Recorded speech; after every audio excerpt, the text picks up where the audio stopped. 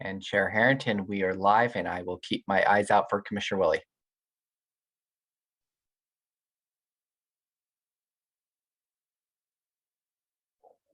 And you're double mute, Chair Harrington. Thank you. Thank you, Kevin. Good afternoon, everyone. Welcome to the Tuesday, December 14th, 2021 Washington County Board of Commissioners work session. This is Chair Catherine Harrington, and with us thus far is Vice Chair Pam Trees, Commissioner Roy Rogers, and Commissioner Nafisa Fai. And we're hoping that Commissioner Jerry Willie will join us shortly. The first item on the agenda is board communication. Who would like to go first? Welcome, Commissioner Willie. Sure, I'll be happy to go. Thank you, Commissioner Rogers. Thank you.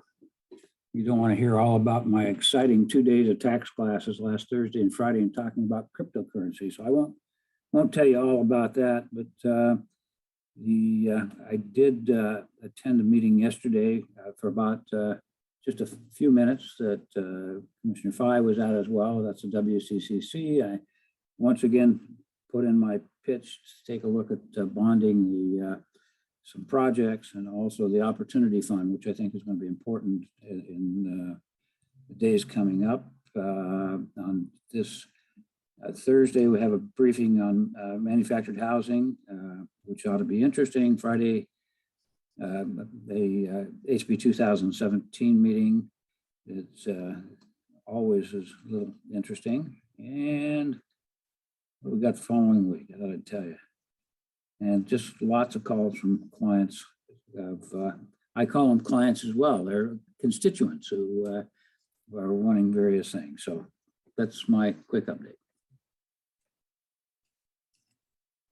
Whoops. Thank you. Wrong one. Who would like to go next? I'll go next. Commissioner Fai. Chair Harrington. Hello, everyone. I'll keep it brief. I'll keep my update brief. Last week, I attended the Behavioral Health Council. It was a really great meeting and great to hear a lot about the root causes of the fundamental challenges and gaps that exist for the behavioral health profession, like lack of clinicians and etc., i.e. lack of funding, ultimately. I also attended the third annual gathering for legislators and community leaders, and also heard the dire funding situation that exists for our court system. Yesterday was our monthly WCCC meeting. Thank you, Commissioner Rogers, for coming to that WCC meeting to provide a few comments and recommendation. And I think what I heard you was on bonding future MISTIP projects to ultimately save money, because the bonding rates are low now, and also you made the recommendation to increase the MSTIP opportunity fund so that matching can be done. And I thought those were really good recommendations and feedback to provide. Brenda, my staff, will be sending you a letter for all of you, commissioners and Chair Harrington, to review. And this is a letter that we're sending to JPAC. Staff will be sending to JPAC. And it's in regards to the Infrastructure Investment and Jobs Act, allocation of funds by Oregon Transportation Commission. It's about 2-page long letter, but what you need to pay attention is the staff, the subject matter experts, are asking or submitting or requesting funding priority areas, and there are 4 priority areas. ODOT-owned urban arterials identified as part of the federal functional classified map, I should say, the national highway systems. And then ensure ODOT tolling approach is coordinated and regional in nature. So, and then lastly, support for modernization and rehabilitation of region's key bridges. So really a realistic ask and request, but I will love your feedback, and the staff will appreciate your feedback on that. And then this week I have a JPAC, and I'll keep you posted on how that conversation goes, but nothing to alert to you for any pending votes. That's all. I turn it to you, Chair Herndon. Thank you, Commissioner Fye. Who would like to go next? Go ahead, Commissioner Treese. Good afternoon, everybody. It's nice to see you. It's been a really busy time, and I attended the same Behavioral Health Council meeting that Commissioner Fye talked about. And the one point that I'd bring up is that the group is looking to rework their bylaws. They're working very closely with staff, and they're really wanting to make sure that they are fulfilling the expectations of the board as they move forward. So my hat's off to that council, and also to the staff, because they're trying to work together to get that done. I attended the MPAC meeting last Wednesday night. The tolling was discussed. The biggest takeaway is that certainly, as you well know, Clackamas County is not in favor of tolling. So that's the situation that we're in right now, and the discussion is going to continue. There was a very, very interesting presentation on transportation trends, and most of them you would expect that transit ridership is going to take longer to come back. People of color feel less safe traveling in public and on public transit, and because of increased concerns about racist policing, and pandemic era anti-Asian racism. I'm just giving you the highlights of what some of the trends were. Things that you would guess, that people will continue to telework. Electric vehicles and e-bikes are going to be going down in price, so there's going to be most likely an increase in their use. People will continue to shop online. Recreational bicycling was a big boom, and that's expected to continue. The most devastating trend, though, is that there's been a dramatic increase in traffic deaths that we're seeing during the pandemic. And there's more research that's going into that. But that's something that certainly caught my attention. And I think it's something that we will want to watch as well. And I know that our LUT was in that meeting as well. So it might be an interesting presentation for us to get as a whole. I attended Commissioner Treese, before you move off of MPAC, there was an email that came in from MPAC staff today, Connor, with a statement from Clackamas County Commissioner Martha Schrader. So I can tell you what happened there. She sent a text that was misinterpreted by Mayor Callaway. My question was, sorry, I appreciate your contributing that. In this note today, it says, neither the Clackamas County Board nor C4 have taken a position in opposition to tolling, though we do have many concerns about diversion and ODOT's intent to implement tolling on I-205 prior to development and analysis of the comprehensive congestion management project for all of I-5 and the remainder of I-205. So I just wanted to contribute that so that we're clear amongst ourselves in the viewing audience that the Clackamas County Commission is not against tolling. They have been in opposition to having that section of I-205 tolled as the first without tolling of the more complete system. And thank you for that correction. And that is a more accurate representation. And I contribute that only in the spirit that I've been in meetings with Chair Smith multiple times and have learned the nuance of all of this. Thank you. And I appreciate that. And that's a much clearer representation. we'll just leave it that way. Okay. I did attend the Clean Water Services holiday party that was online, and that was very nicely done. I appreciated the opportunity to participate in that. Good job, Mark and Diane. And as Commissioner Fye pointed out, many of us attended the annual gathering of the legislators and community leaders.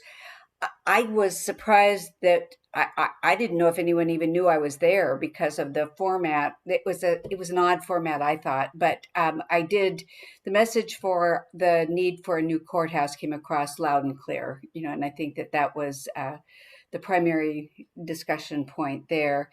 I attended the Reimagine Oregon meeting on Friday along with Commissioner Willie and Chair Harrington. Chair Harrington took the lead in reporting out. So, Chair, I'll let you report here on what happened at that meeting.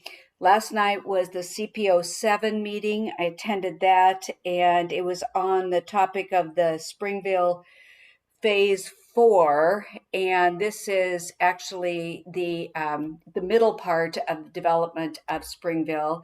There's a lot of issues there. There's a lot of we need to get the public comment. The staff did a great job in Andy Morris, I believe, is relatively new. He did an excellent job in presenting the information. Questions were answered. There were several. We have to get back to you about that, but that's what you expect in that type of dialogue. And I was really pleased to be able to attend and to listen to what they're saying there. The Thursday night this week, I'm attending the advisory committee for the Salzman straightening project. So that's going to be an interesting meeting on Thursday. I'm also I'm participating with John Wheeler in kind of a ramp up for my participation on RDPO. So those are the highlights. Monday, which was yesterday, also attended the swearing in ceremony at the sheriff's office, and Commissioner Willie was there as well. I really enjoy attending those. It's so cool to see people being sworn in and being promoted with their families there and pinning their badge on, from a 3-year-old to their mother, and it's wonderful. It's very heartwarming, and it's a good experience. I would highly recommend it to all of you. So that's what's going on for me. Go ahead, Commissioner Willie. Well, thank you, Pam. You touched on a number of things that we obviously attended together. Clean Water Services holiday party. Again, thanks, Mark and Diane. That was a great, and I'm sure you're going to touch on that. The third annual gathering of the legislators and community leaders. My only takeaway from that, other than the courthouse importance, was that we just plain need more judges, and the only way we can get them is from the legislators. And so really good statistical information in a comparative fashion as to the number of court cases we have in the queue versus the number of judges we have as compared to Multnomah County and other counties. So we continue to kind of beat that drum. It's going to be very, very important because the legislators certainly need to know how far understaffed we are in that department. Yes, as Pam said, Reimagine Oregon. I will let the chair talk about that, but that was my first meeting there, and it was interesting to hear all of the updates and reports from the different counties as to where they are on the various projects. So that was good. Couple of things that haven't been mentioned. The chair and I attended the Scoggins Dam briefing, and again, thank you, Mark, for that update. And I will let the two of you fill in the details, but that was very good. It's always good to hear about, get an update on that project. It's been a very long time.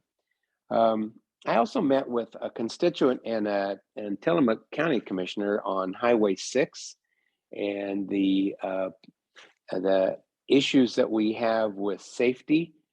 And this is a person that drives that professionally in a truck, and does all over the state, of course, but he is particularly concerned about that. He is now a resident of Washington County and District 4 here, so he wanted to reach out. I will be taking those issues along with Commissioner Scar from Tillamook County to the Northwest ACT meeting, and we'll have more conversation and certainly touch base with our own LUT department on if there's anything that we can do to help. He had some very creative ideas. So yes, swearing in ceremony was very cool. And it's always good to see the little kids pinning that badge on their dads or moms. And yeah, it's very touching. So that was great. So kudos to the sheriff for that. And then met with Councilor Rippey from Forest Grove City Council for a couple of items, but one of them is just a update on the Council Creek Trail. I hadn't gotten that for quite some time, and so moving ahead on that, and that was good information. I am leaving Thursday for the Association of Oregon and California Counties meeting in Roseburg, provided it doesn't decide to snow a bunch more. That would be a trek, but so I'll be going down there Thursday and Friday for that meeting, coming back Friday night. And then I am going to, and at some point in time, I don't know exactly when to do this, but I'm going to be requesting an executive session regarding personnel issues and the Coin 6 investigative report last night. And I've asked our legal counsel to give me guidelines on that. And I'm anticipating that to be Monday, since we have to give 72 hours of advance notice. So anything other than that, I'm going to have to go to Tom for.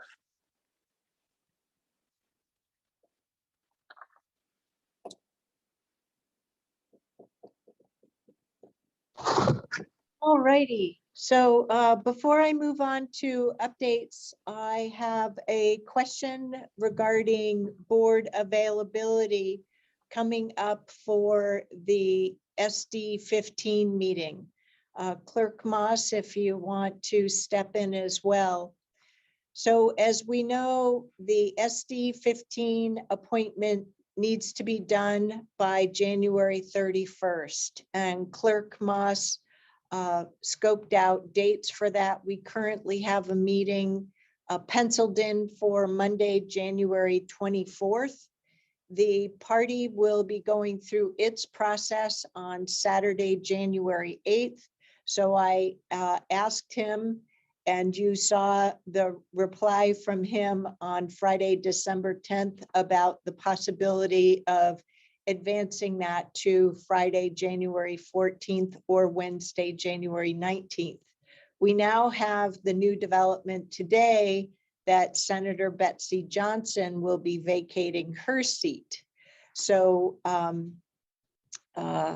Clerk Moss, if I understand the information correctly, given the dates, we will need to appoint a replacement on or before Monday, January 14th, if I have that correct, for SD 16.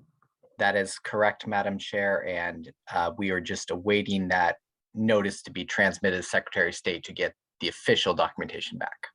Yep.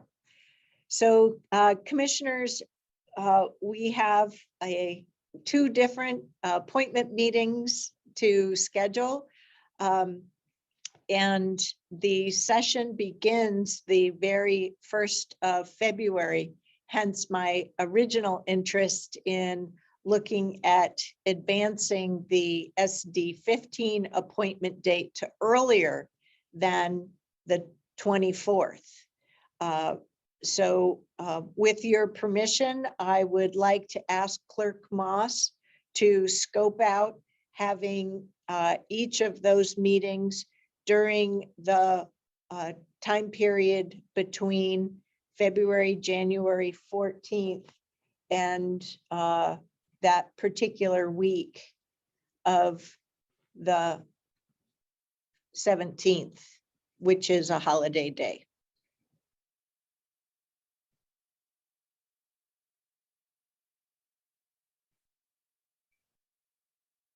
Any feedback?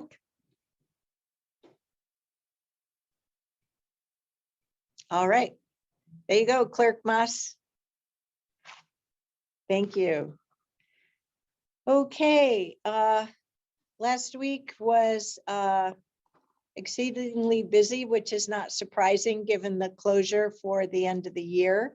I attended the AOC, Association of Oregon Counties and Oregon Judicial Department Court Facilities meeting. We are moving forward with requesting planning dollars.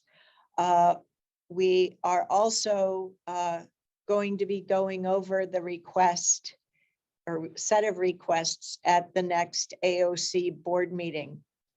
The task force meetings are tied in with the 2008 assessments as well as 2016 information.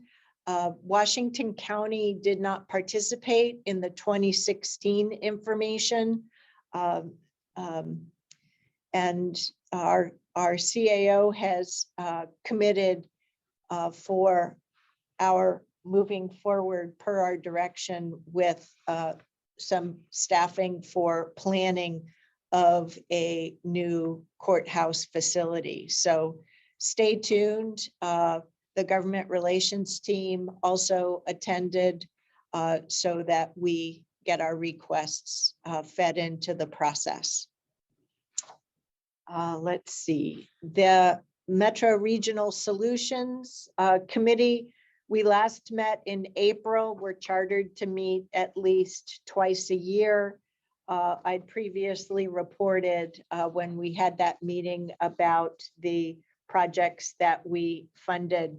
The meeting on Thursday really focused on the Regional Infrastructure Fund as well as a proposal from the governor's office, Future Ready Oregon 2022. So I'll be sure to get that to you in the email.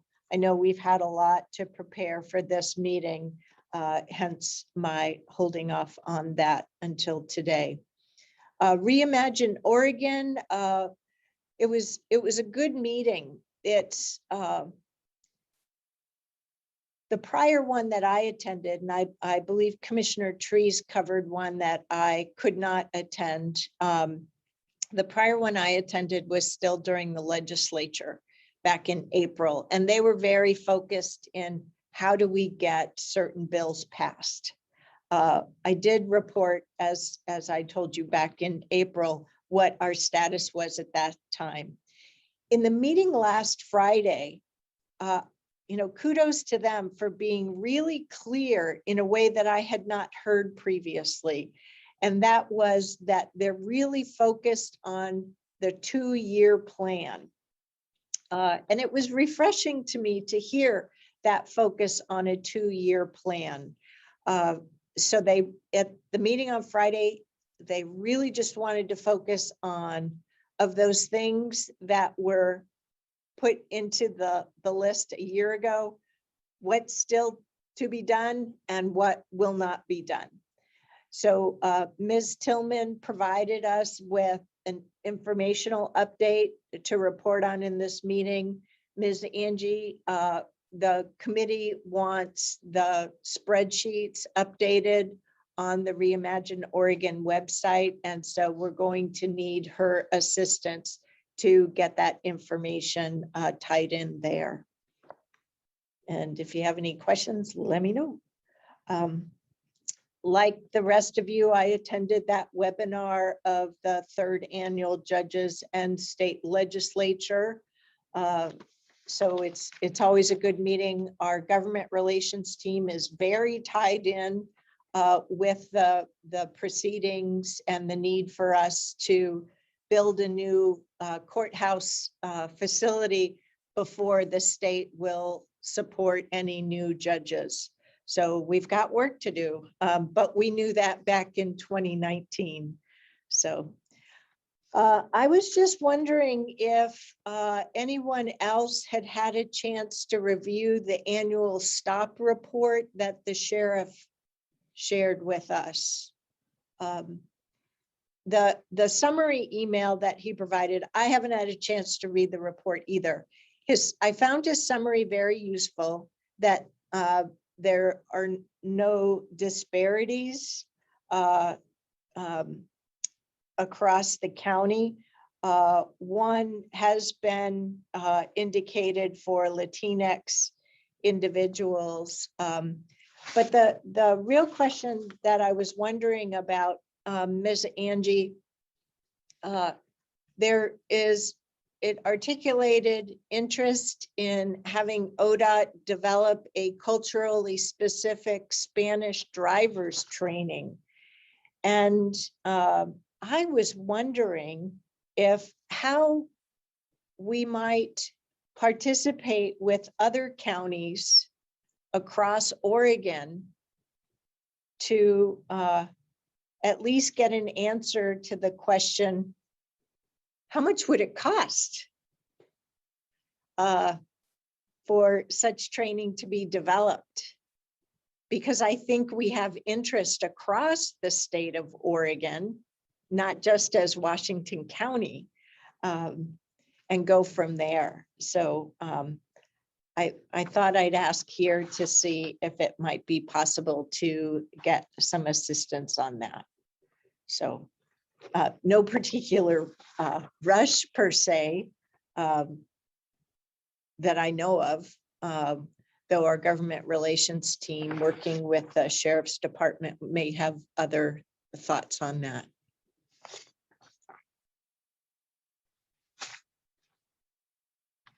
Is that okay? Yes, that's okay. I kept trying to click my mute button. Yes, Erin Calvert, Assistant County Administrator, will be working with the sheriff on that. Excellent. Thank you very much.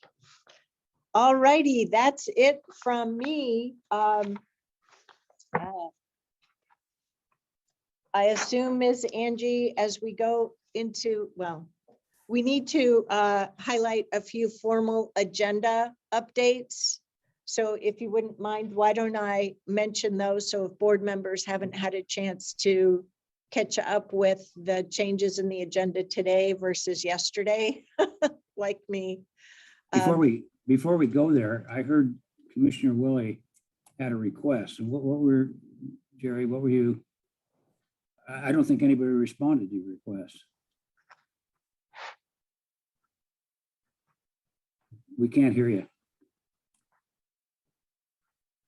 Sorry. Yeah, there's two ways we can go about doing this. I can send out an email and get, I guess, acknowledgement if other commissioners want to support that executive session. I need one other commissioner to join me on that, or I can just ask here if I could have a second commissioner join in my request to have an executive session regarding personnel issues in the Coin 6 investment report we heard yesterday. So that will be Tom will provide us with the executive session verbiage that we need to do that. And we have to give 72 hours notice. So that would probably be Monday before we could do that. And we'll have our schedulers schedule that. Actually, Megan has just informed me she already has the email verbiage, but if you'd like to, if any of the other commissioners would like to just join in on that, that'd be fine. Did it only take two, Tom? That's correct. The charter says the chair or any two council commissioners can call for a meeting.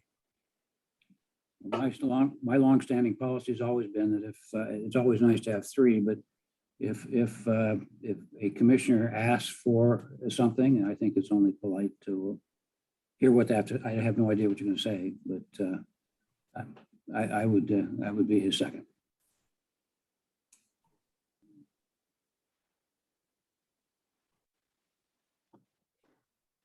Okay, so we move ahead.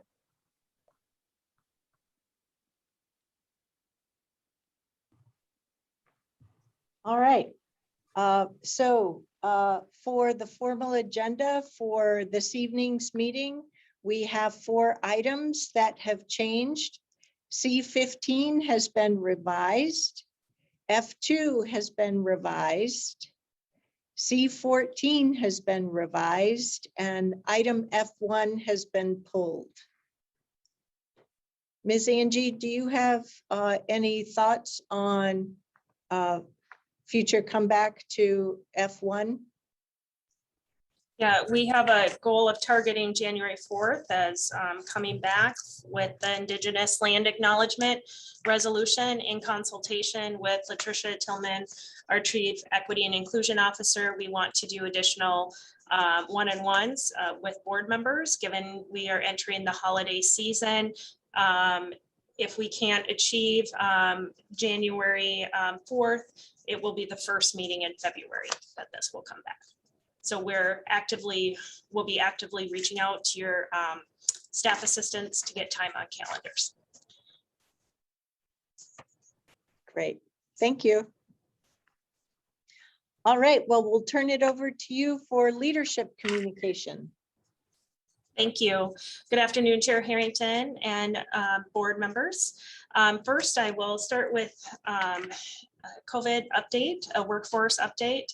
We have 3 employees who are off work in isolation after testing positive.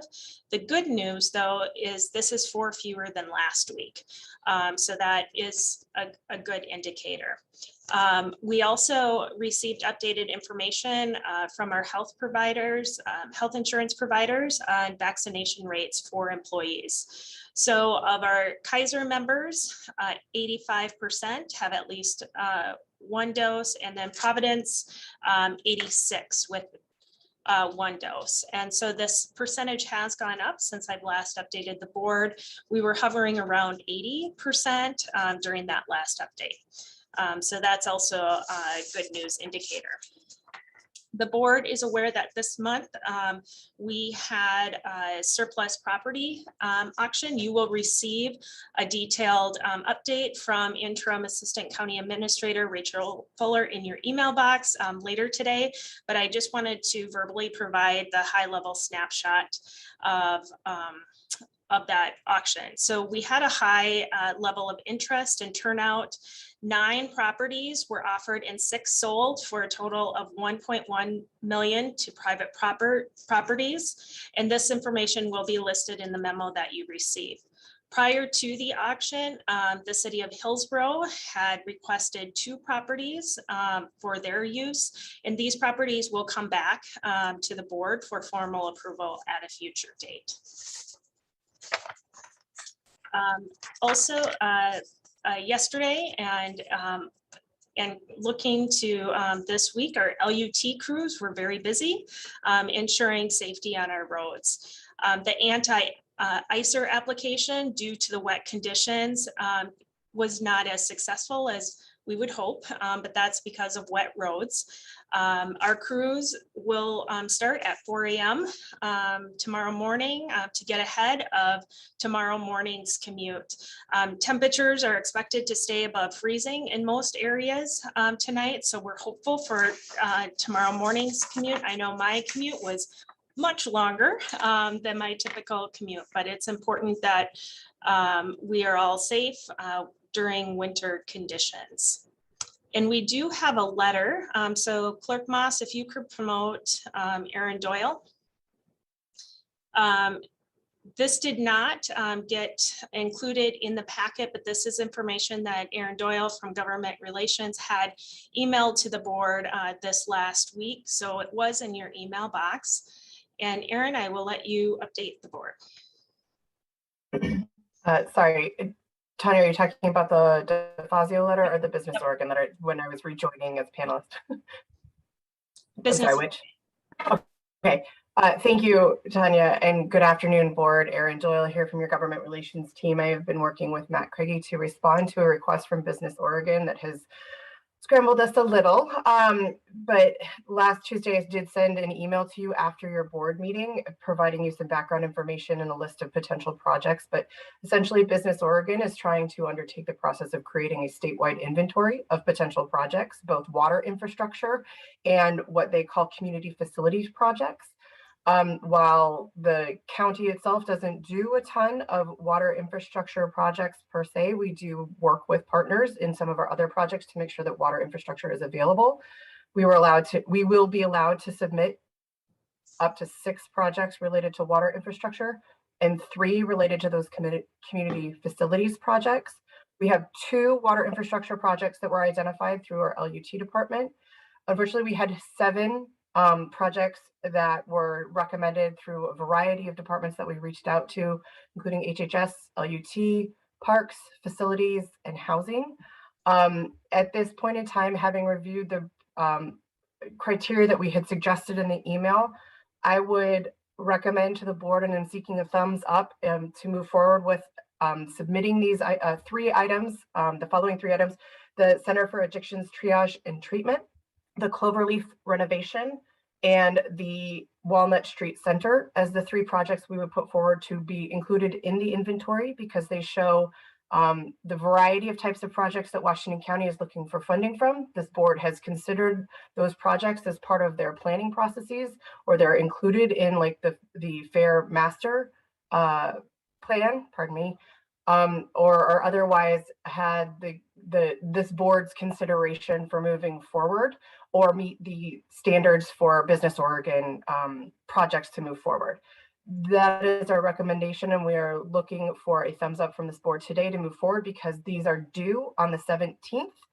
I will also note, as I have noted everywhere else, that this is merely an inventory exercise. It is not a request for funding. It is not us putting in for funding to seek that those buildings get built, but merely an exercise that Business Oregon is undertaking for their internal purposes and to perhaps reformat some of their programs to better assist local government partners.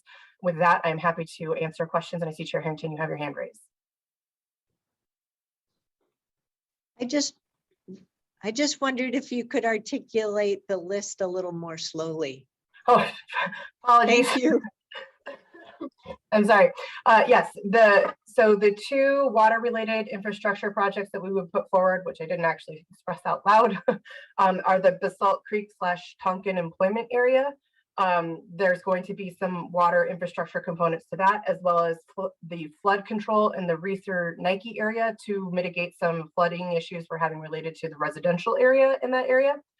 For the community facility projects that I would recommend putting forward based on the criteria included in the memo, it would be the Center for Addictions Treatment or Triage and Treatment, or CAT, the Cloverleaf building at the fairgrounds, and then the Walnut Street Center, which is one of the county's internal functioning facilities that assists LUT and houses our fleet operations as well as the emergency response for things like this morning's very messy drive. Those 3, I believe, meet the most of the criteria of the 7 that were listed. All are worthy. However, we only get to pick 3. With that, any other questions, or I direct it back to the chair? Ms. Angie, do we need a thumbs up on that list? Yes, we are looking for a thumbs up because we need to get this inventory submitted. Commissioner Rogers, did you? Okay. All Thank set. you all. Unanimous. Thank you.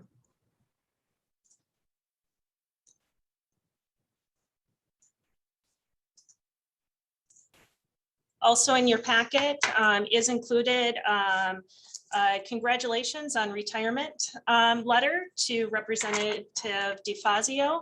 So just looking for a thumbs up from the board on sending this letter.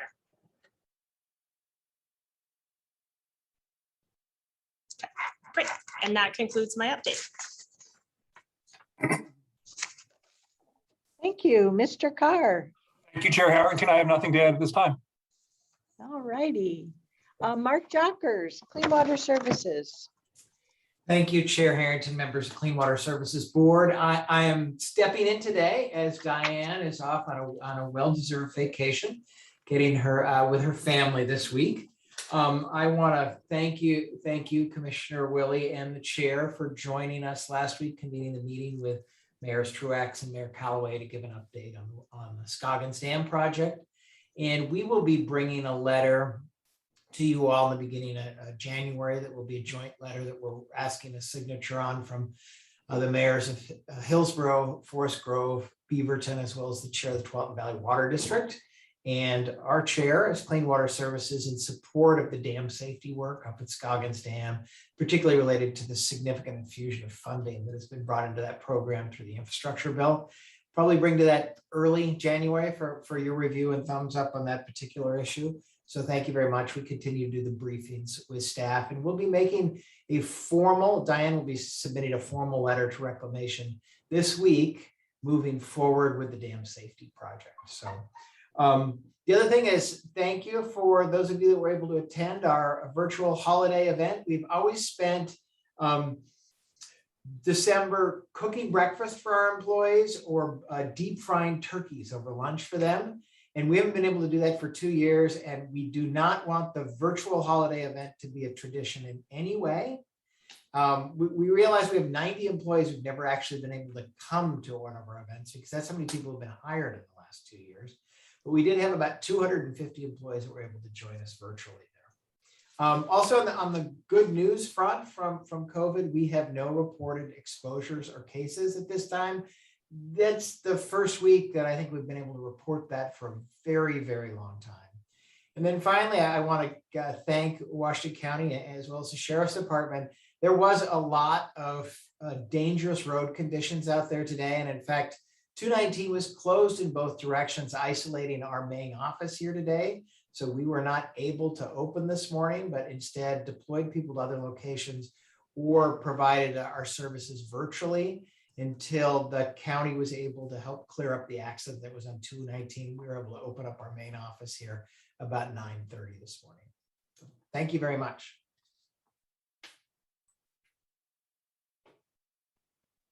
Thank you, Mr. Jackers.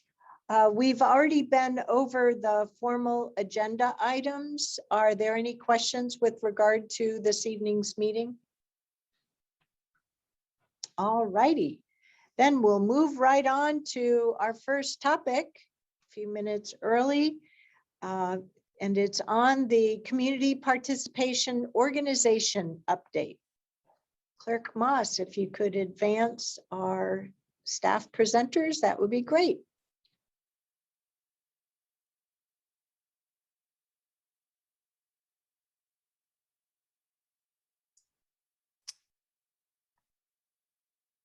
Hi there. I think Latricia is joining, but if not, I'm happy to introduce the topic. Yeah, Amanda, she should be joining momentarily, just waiting her to accept our invite. And she just sent me a message telling me to go for it. So I will introduce the topic and then present about it. We're here to talk to you today about the Community Participation Organization Program and the Committee for Community Involvement Revisioning. So good afternoon, Amanda Garcia-Snell, Community Engagement Manager, and I wanted to seek your direction and guidance for considering a revision of the program. Next slide, please. So hopefully you had a chance to look at the memo in the agenda packet. It gives a bit of background and about and includes some recommendations to consider, which I'll walk through in this presentation. I will also touch on how we hope to align this work with the county's commitments identified in the Equity, Diversity, and Inclusion Resolution and the Design the Future Initiative, which will lead into the county's strategic planning process and continue to move us forward toward one Washington County and serve our community in the best way possible. I also wanted to say that I'm working on one screen, so I can see you, Chair Harrington, and Tanya, but if other folks have hands raised or something like that, I can't see that. So next slide, please. So here are a few program milestones, and of course this timeline is not to scale. The CPO program has been around for over 40 years, but was formally established with the Committee on Community Involvement in a resolution order passed by the county in 1986.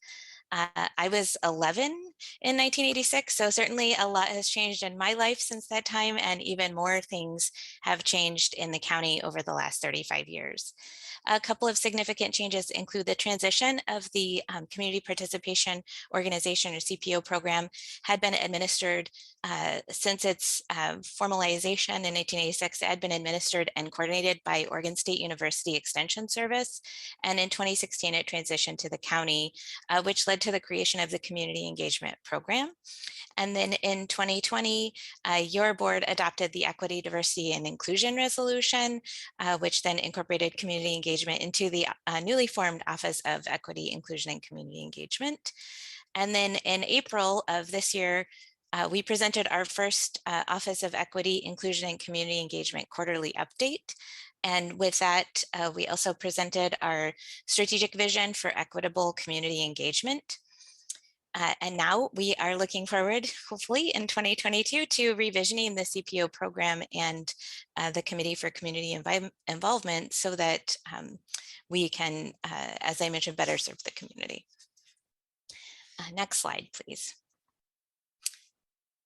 So the CCI and CPO are volunteer-led, which means that staff provide logistic and organizational support, but really it's those knowledgeable and passionate volunteers who directly engage with their communities about neighborhood level and community concerns.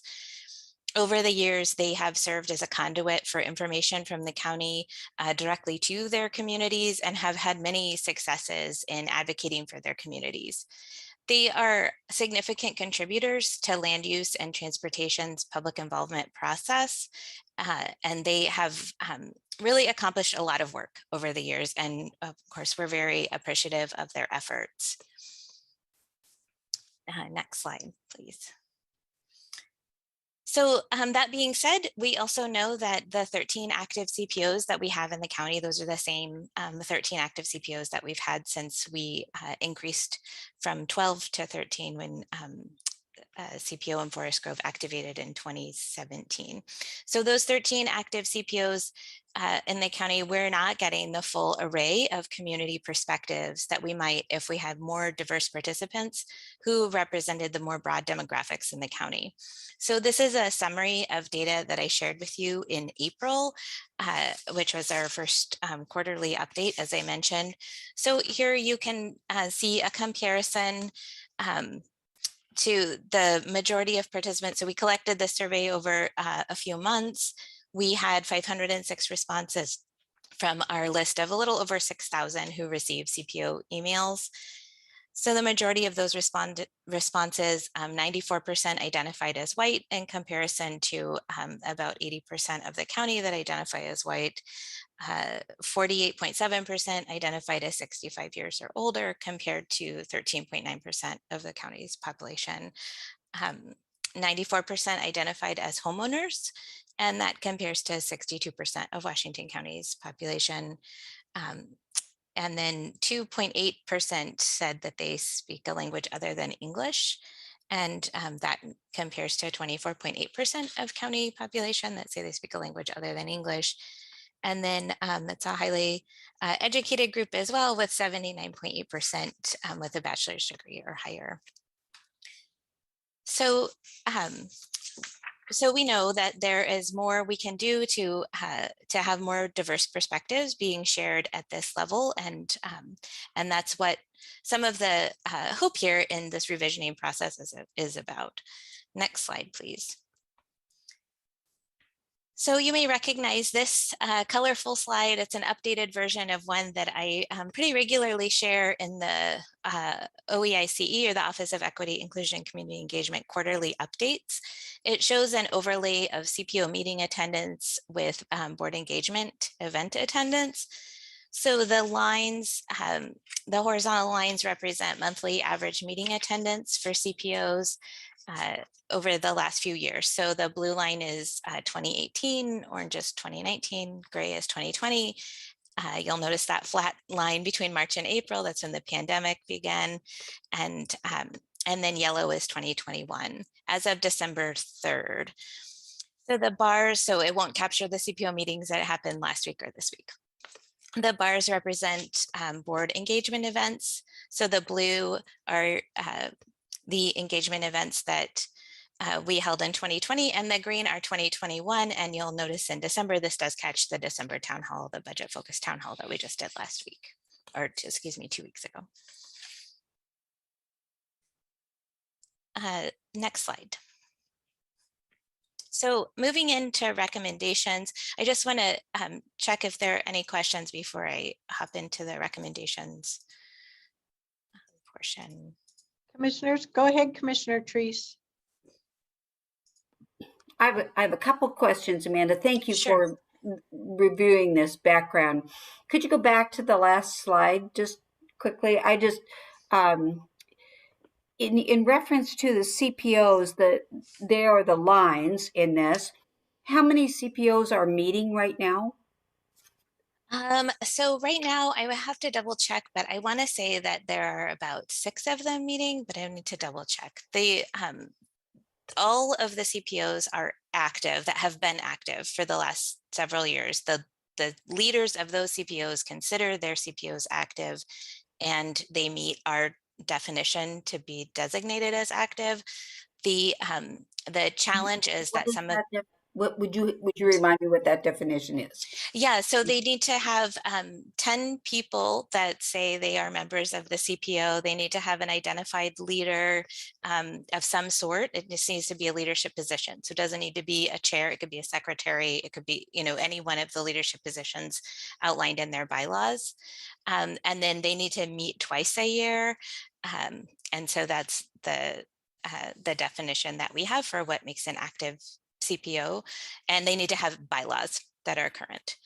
And so, And the reason I'm asking the question is that I have in my district 2 very active CPOs, CPO 1 and CPO 7, and I'm just trying to get a context here about how that compares with the other CPOs that are active. I mean, they have monthly meetings. It took a while to get onto the Zoom platform, but they're there and they're operating, on a regular basis. So I'm just trying to understand how we sit countywide.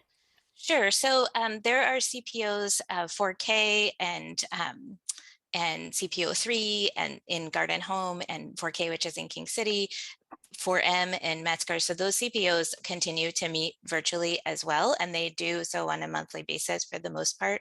Then there are CPOs like CPO 15 or 10 that have more infrequent meetings, and sometimes they're more issue-based. There's a specific issue of concern, and then they meet around those. The more rural CPOs have mostly opted to not meet until they can meet in person, and some of that's about the internet challenges, and some of that is just about the things that people have going on in their lives, and balancing pandemic and all the things that people balance.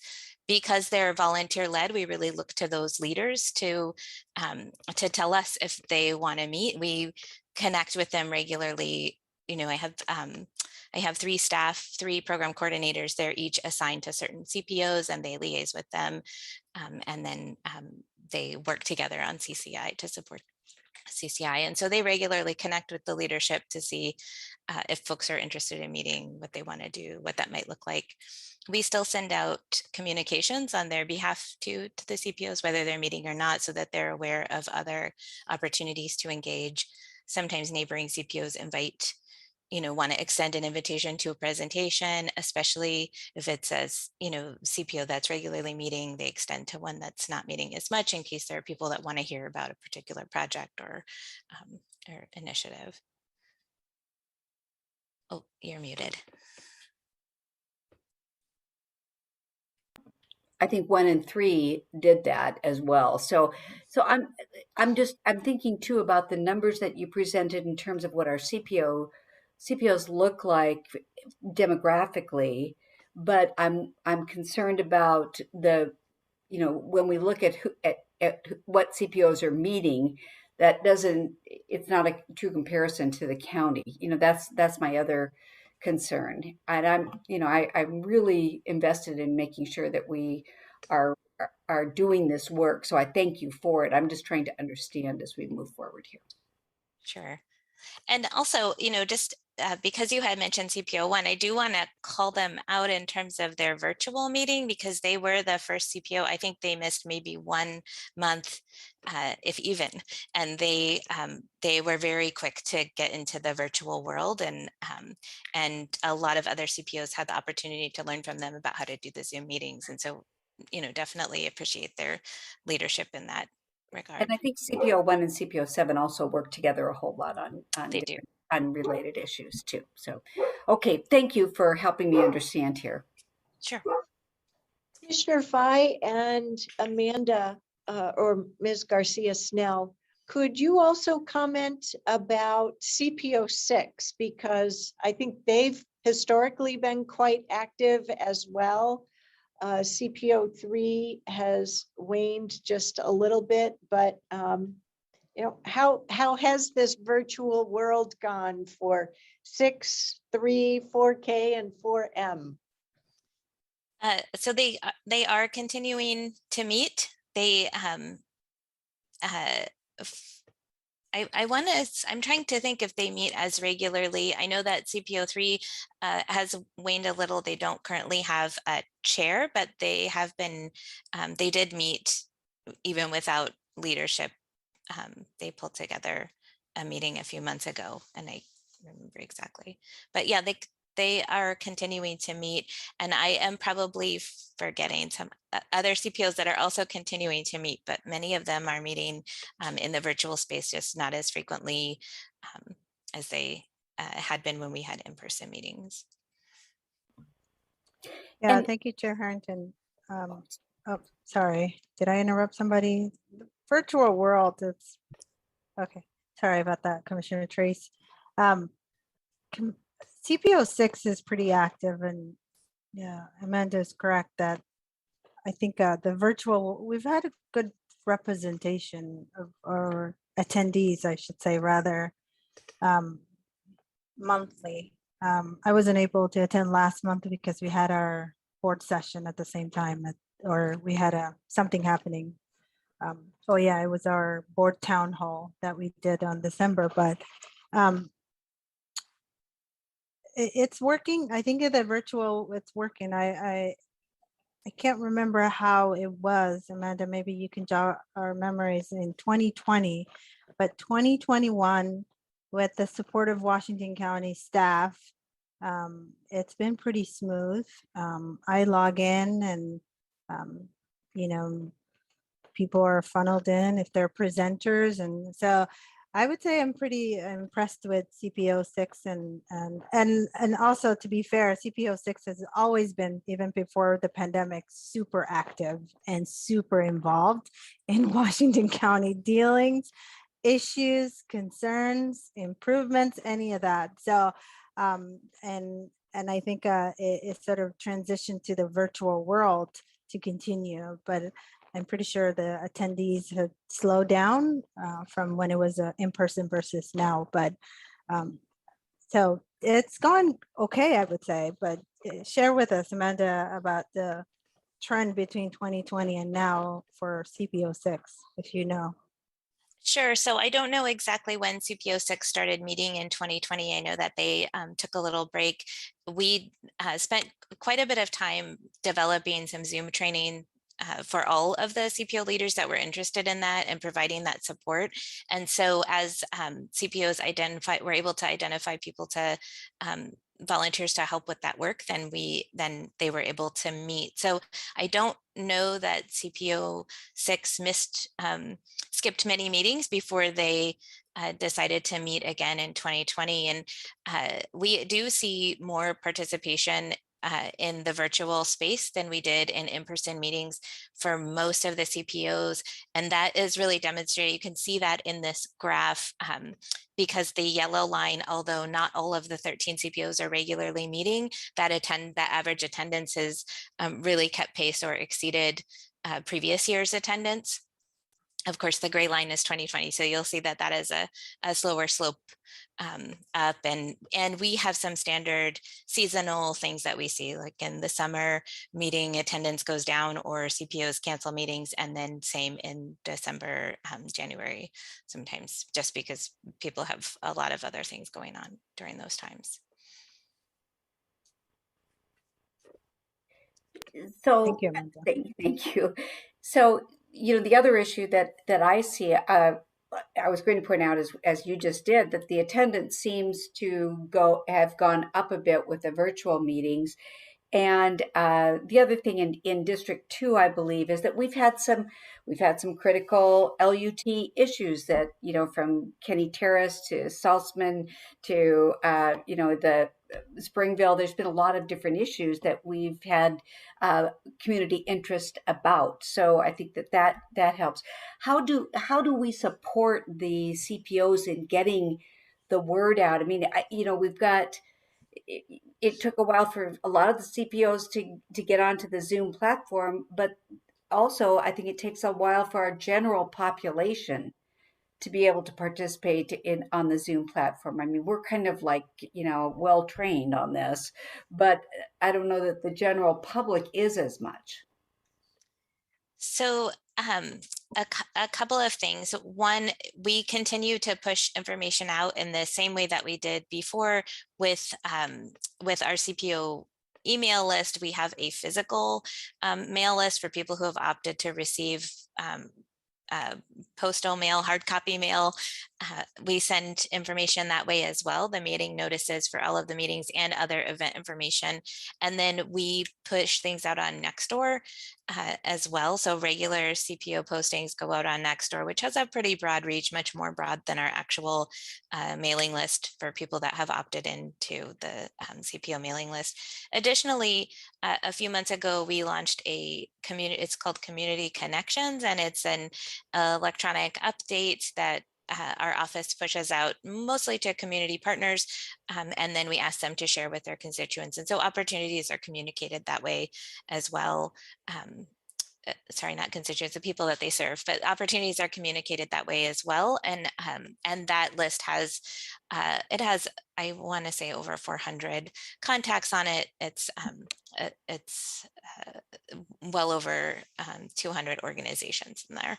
And so really trying to have an even more broad reach that focuses on people that may not traditionally engage in the CPO through the ways that we have been doing things in the past. So really trying to reach historically excluded communities and communities of color and communities that may not be as familiar with this type of work.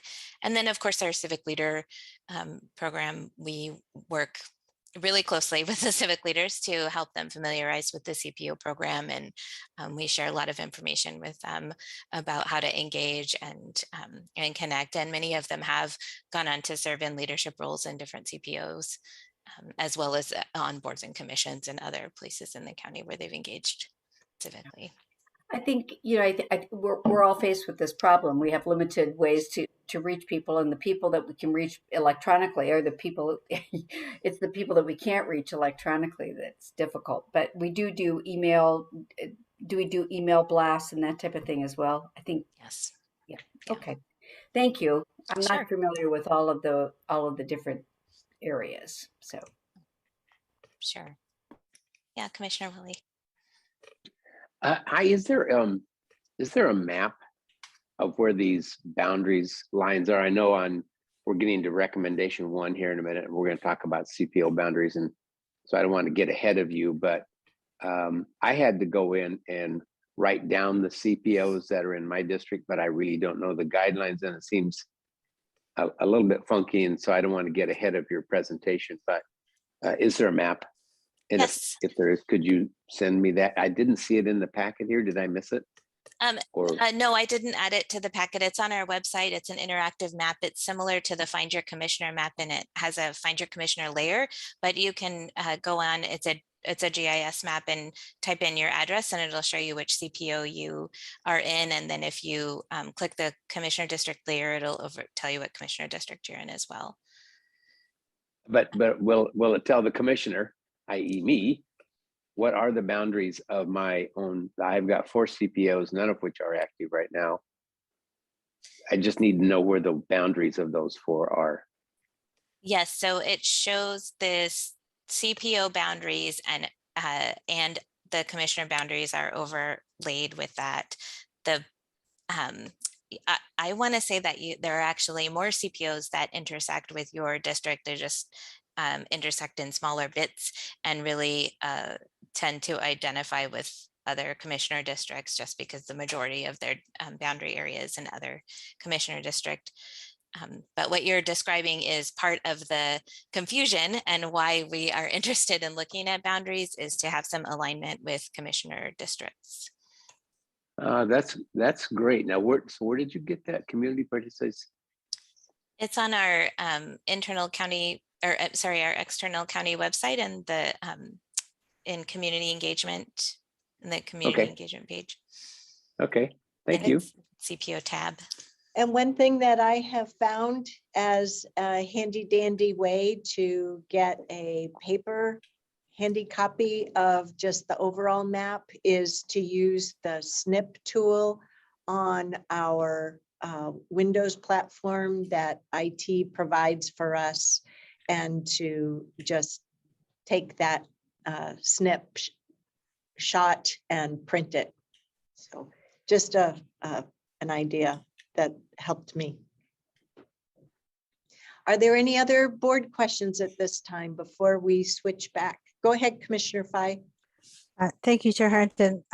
Thank you for that great presentation, Amanda and Latricia. I know, sorry, you had some technical difficulties, but I just want to give a shout out and a gratitude and thanks to Marcus Ford for the support he provides for CPO 6 and the smooth run of our process that I talked about.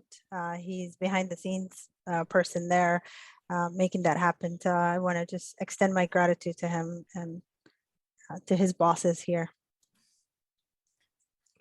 Thanks. Yes, Marcus is great. Many of you know Marcus, and Highland Edelman and Christina Barboza are the other coordinators as well, who support other CPOs that are in the same way. We set up the Zoom meetings, start the Zoom meetings, and help them with the support in that way, their agenda development.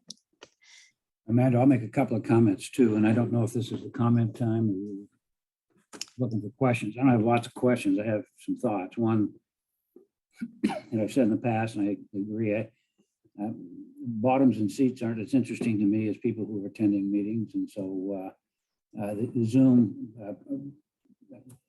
function should be there forever. I mean, that gets people to participate. So that's a comment, but probably the bigger overarching issue, and I was there in '86 when we adopted that resolution because we thought this was important.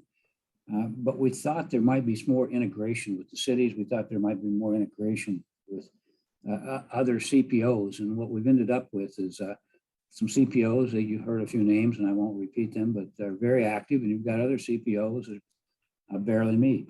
If this was a business, and it should be like that in government, we look at things and what their cost.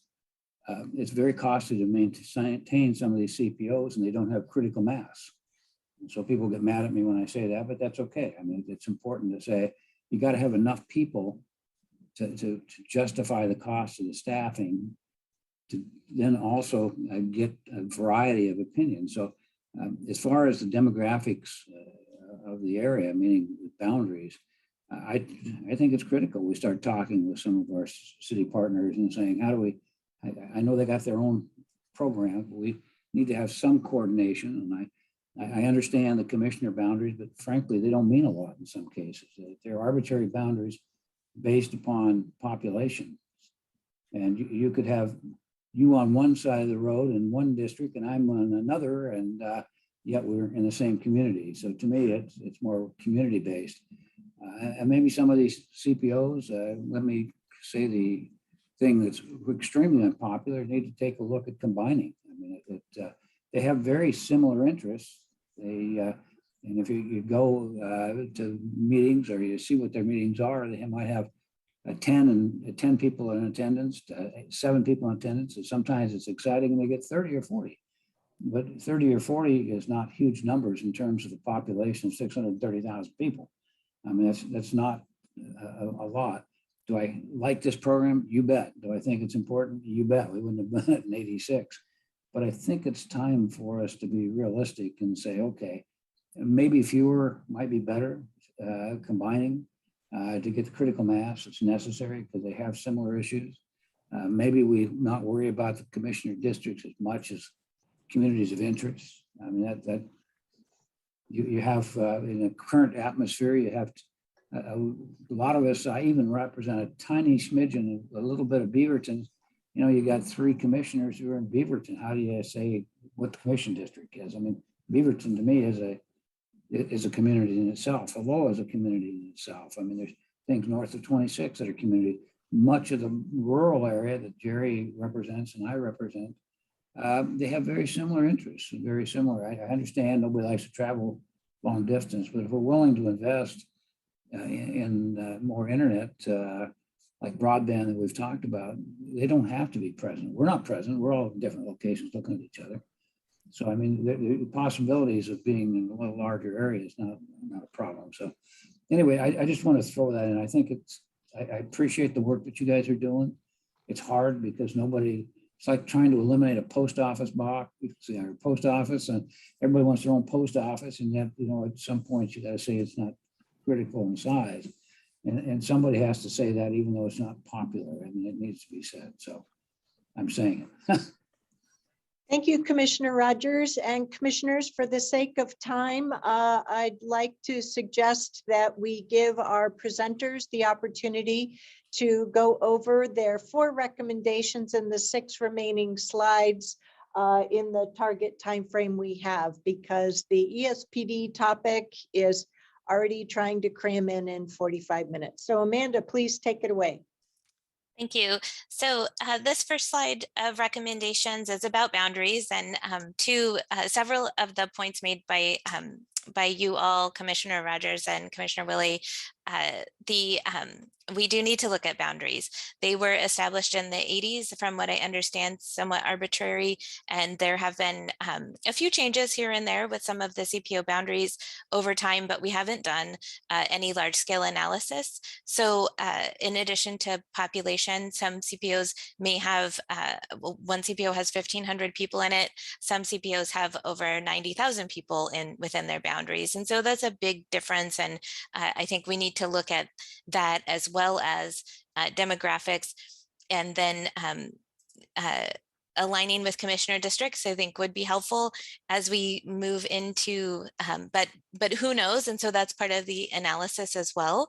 As we move into the reapportionment, I think it makes sense to align with that effort that's going to be big, and we'll be looking at different types of things, not just population, but a little bit around that dividing line and where does that line go. And so as we consider that and do that broad scale community engagement for that work, to me, it seems like it would work to align these 2 efforts so that we're just doing that once with the community. And then of course, exploring the potential for cross jurisdictional collaboration with cities. I know that was some consideration when there were some conversations in 2016 when the program transitioned away from OSU extension, but things have changed in the jurisdictions and in the county. And so I think between that with our ARPA work as well, where we're looking at some cross-jurisdictional community engagement efforts, there's a real opportunity here to have those conversations with the cities and see if there's appetite for any type of collaboration.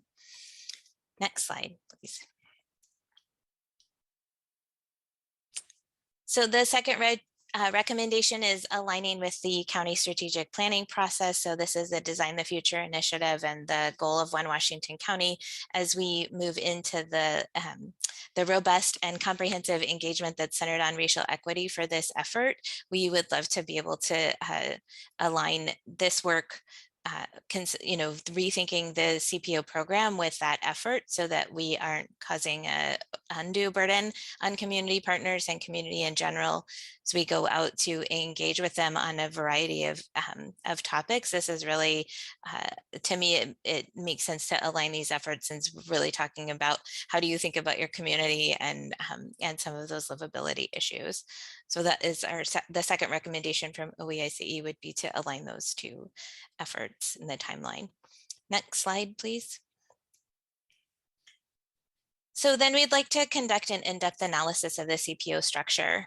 We would like to review other jurisdictions, state land use planning goal 1 related engagement structure, because that is how the CCI is really focused around, is goal 1, which is a land use planning goal around public involvement.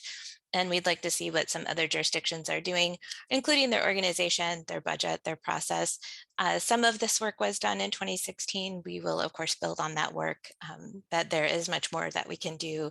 And with an equity framework that we are using now from the county in terms of our commitment to equity, diversity, and inclusion, we'd like to be able to consider that as we move through this process and identify equity-centered options for how CPOs could be structured. So really thinking about leadership and bylaws and how are we supporting those structures.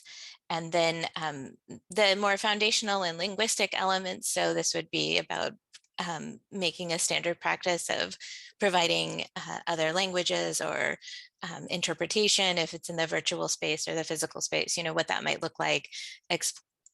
Definitely thinking about virtual or some type of hybrid option, because we know we have already seen what that means and how that positively impacts the ability for lots of people to engage who wouldn't be able to do so in person. And so we don't want to lose that momentum either.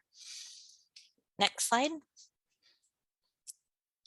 And then our fourth recommendation is to update the resolution in order 8658. So part of this resolution in order is really specific to the CPO program and CCI. We would like to modernize some of the language and the nomenclature within the resolution in order. The CPO program is directly tied to OSU extension services. That's called out in the resolution order. We no longer contract with them. We haven't done so since 2016. And so there's an opportunity there to just update that language. And then the nomenclature, the CCI is really defined as the Committee for Citizen Involvement, and we would like to formally change that to community, which is the word that we have been using in substitution for several years. And same with the CPO program is really the citizen participation organizations, and we would like to formally change that to community. We have been using for several years. And then assess and align the responsibilities to reflect our commitment to equitable community engagement. And so really, a good way to do that will be to do an in-depth equity analysis of CCI, including the organization functionality, and then really thinking about should it continue to be a volunteer-led committee, or how does that compare with what other jurisdictions are doing? Many of them have appointed committees, or committees are appointed by their planning commission, or all manner of models there for us to look at and really think about. And then once we have conducted that analysis, as we outlined in the previous recommendation, then that would help us with updating this resolution and order. Next slide, please. So this is our proposed revisioning timelines, really looking to the future. And if these colors are coming through for you, you can see that this first, of course, this timeline is not to scale either. This first portion is really 2022, spring, summer, fall, and winter, and then moving into 2023, 24, and 25. The green shaded area in the first portion is when we think reapportionment will happen. And then the second green shaded area is the county strategic plan. You'll see above the line are these four different recommendations and where that might happen. And then in 2025, we'd like to evaluate and make sure that we are doing the best work possible, and that that the recommendations panned out to something that we're really serving the community better, and that we're having a better reach and better representation. And so we constantly want to be able to improve, and valuation is part of that. One thing that that has happened just in the time that we submitted these materials to now is that the timeline continues to shift. So this is our hope for where we see the pace of work happening. And of course, it's a little bit fluid in terms of when those actual start dates are for all of the things mentioned in this timeline. Next slide, please.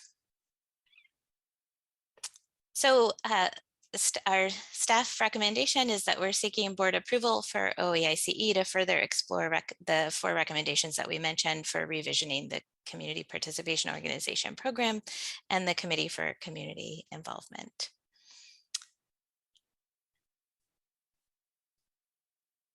And our final slide just says thank you. So thank you for your time. Go ahead, Commissioner Treese. I'm aware that we've got a limited amount of time here. I just want to say thank you, Amanda, for all of the work. I've been in communication with the CPOs in my district. We've got a couple recommendations that I'd like to share with you. One of them is for certain not to lose the brain trust that exists within the current structure. Secondly is to provide some feedback loops with CPOs as we move through this. I'd be happy to help with that as well. So again, thank you to your team for putting this together. And I know that the engagement process is in your name. So let's look to make sure we do that as we move through this process. Thank you. So Commissioner Treese, I take it your thumbs up on all the recommendations. Yes. Okay. Other commissioners, are you thumbs up on all the recommendations too? Okay, looks that way. As am I. I will just add that I have no idea where this journey will lead us. And I assume that wherever we go, it will be more reflective of the 21st century Washington County that we are. So with that, I support the revisioning and all of these recommendations. And lastly, I'll just add that I learned more about Oregon government as a result of my participation in CPO 7 and the CCI. And I sit here in my second chapter as an elected official as a result of that great community engagement and learning more about the county that I love. So let's see where this takes us and go to a brighter future as Washington County. Thank you, Ms. Tillman, Ms. Garcia Snell, and all the members of your team. Thank you. All righty, with that, we'll move on to our next topic, which is the Enhanced Sheriff Patrol District, ESPD Local Option Levy Voter Survey Findings. And I know we have several presenters for this topic, but we'll start with Aaron Calvert, our Assistant County Administrator for all things public safety. Take it away, Aaron. Thank you, Chair Harrington. Good afternoon, and good afternoon, board. For the record, I'm Aaron Calvert with the County Administrative Office, here to provide a presentation on the Enhanced Sheriff Patrol District Local Option Levy Voter Survey results. And I am joined today by Philip Bransford from the County Administrative Office, Sheriff Pat Garrett, and Maggie Simich, Vice President of the Patinkin Research Strategies. Next slide, please. The agenda for today's work session includes a brief overview of the timeline to date, an introduction to Maggie Simich from Patinkin Research Strategies for the voter survey presentation and questions. And then at the end, we can talk a bit about the timeline and next steps, which will likely need some input from your board.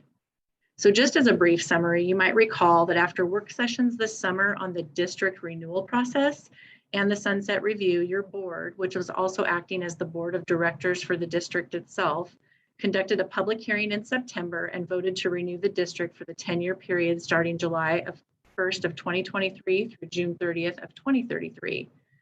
Then again, last summer and into the fall, the Sheriff's Office conducted a community survey, and in partnership with the Office of Equity, Inclusion, and Community Engagement, conducted 2 community listening sessions in September and October. Those outcomes, and then a presentation on the levy financials and a review of the assumptions being used to build the levy plan, were all presented to your board in early November. That gave way to board support for a potential increase of 15 cents per $1,000 of assessed value.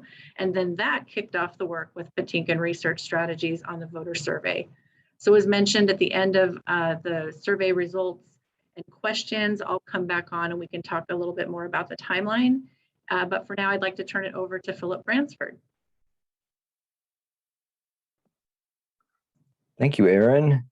For the record, Philip Bransford, Communications Officer with the Washington County Administrative Office, and I have the wonderful job of introducing Maggie Simich, Vice President at Patinkin Research Strategies. Her colleague Ben Patinkin helped us tremendously with executing this survey. We had a work group behind us carefully going over not only the community survey that Erin just mentioned, but also past surveys that we've done for the Enhanced Sheriff Patrol District. So we had a really good rhythm going, and I think we've come up with some interesting findings.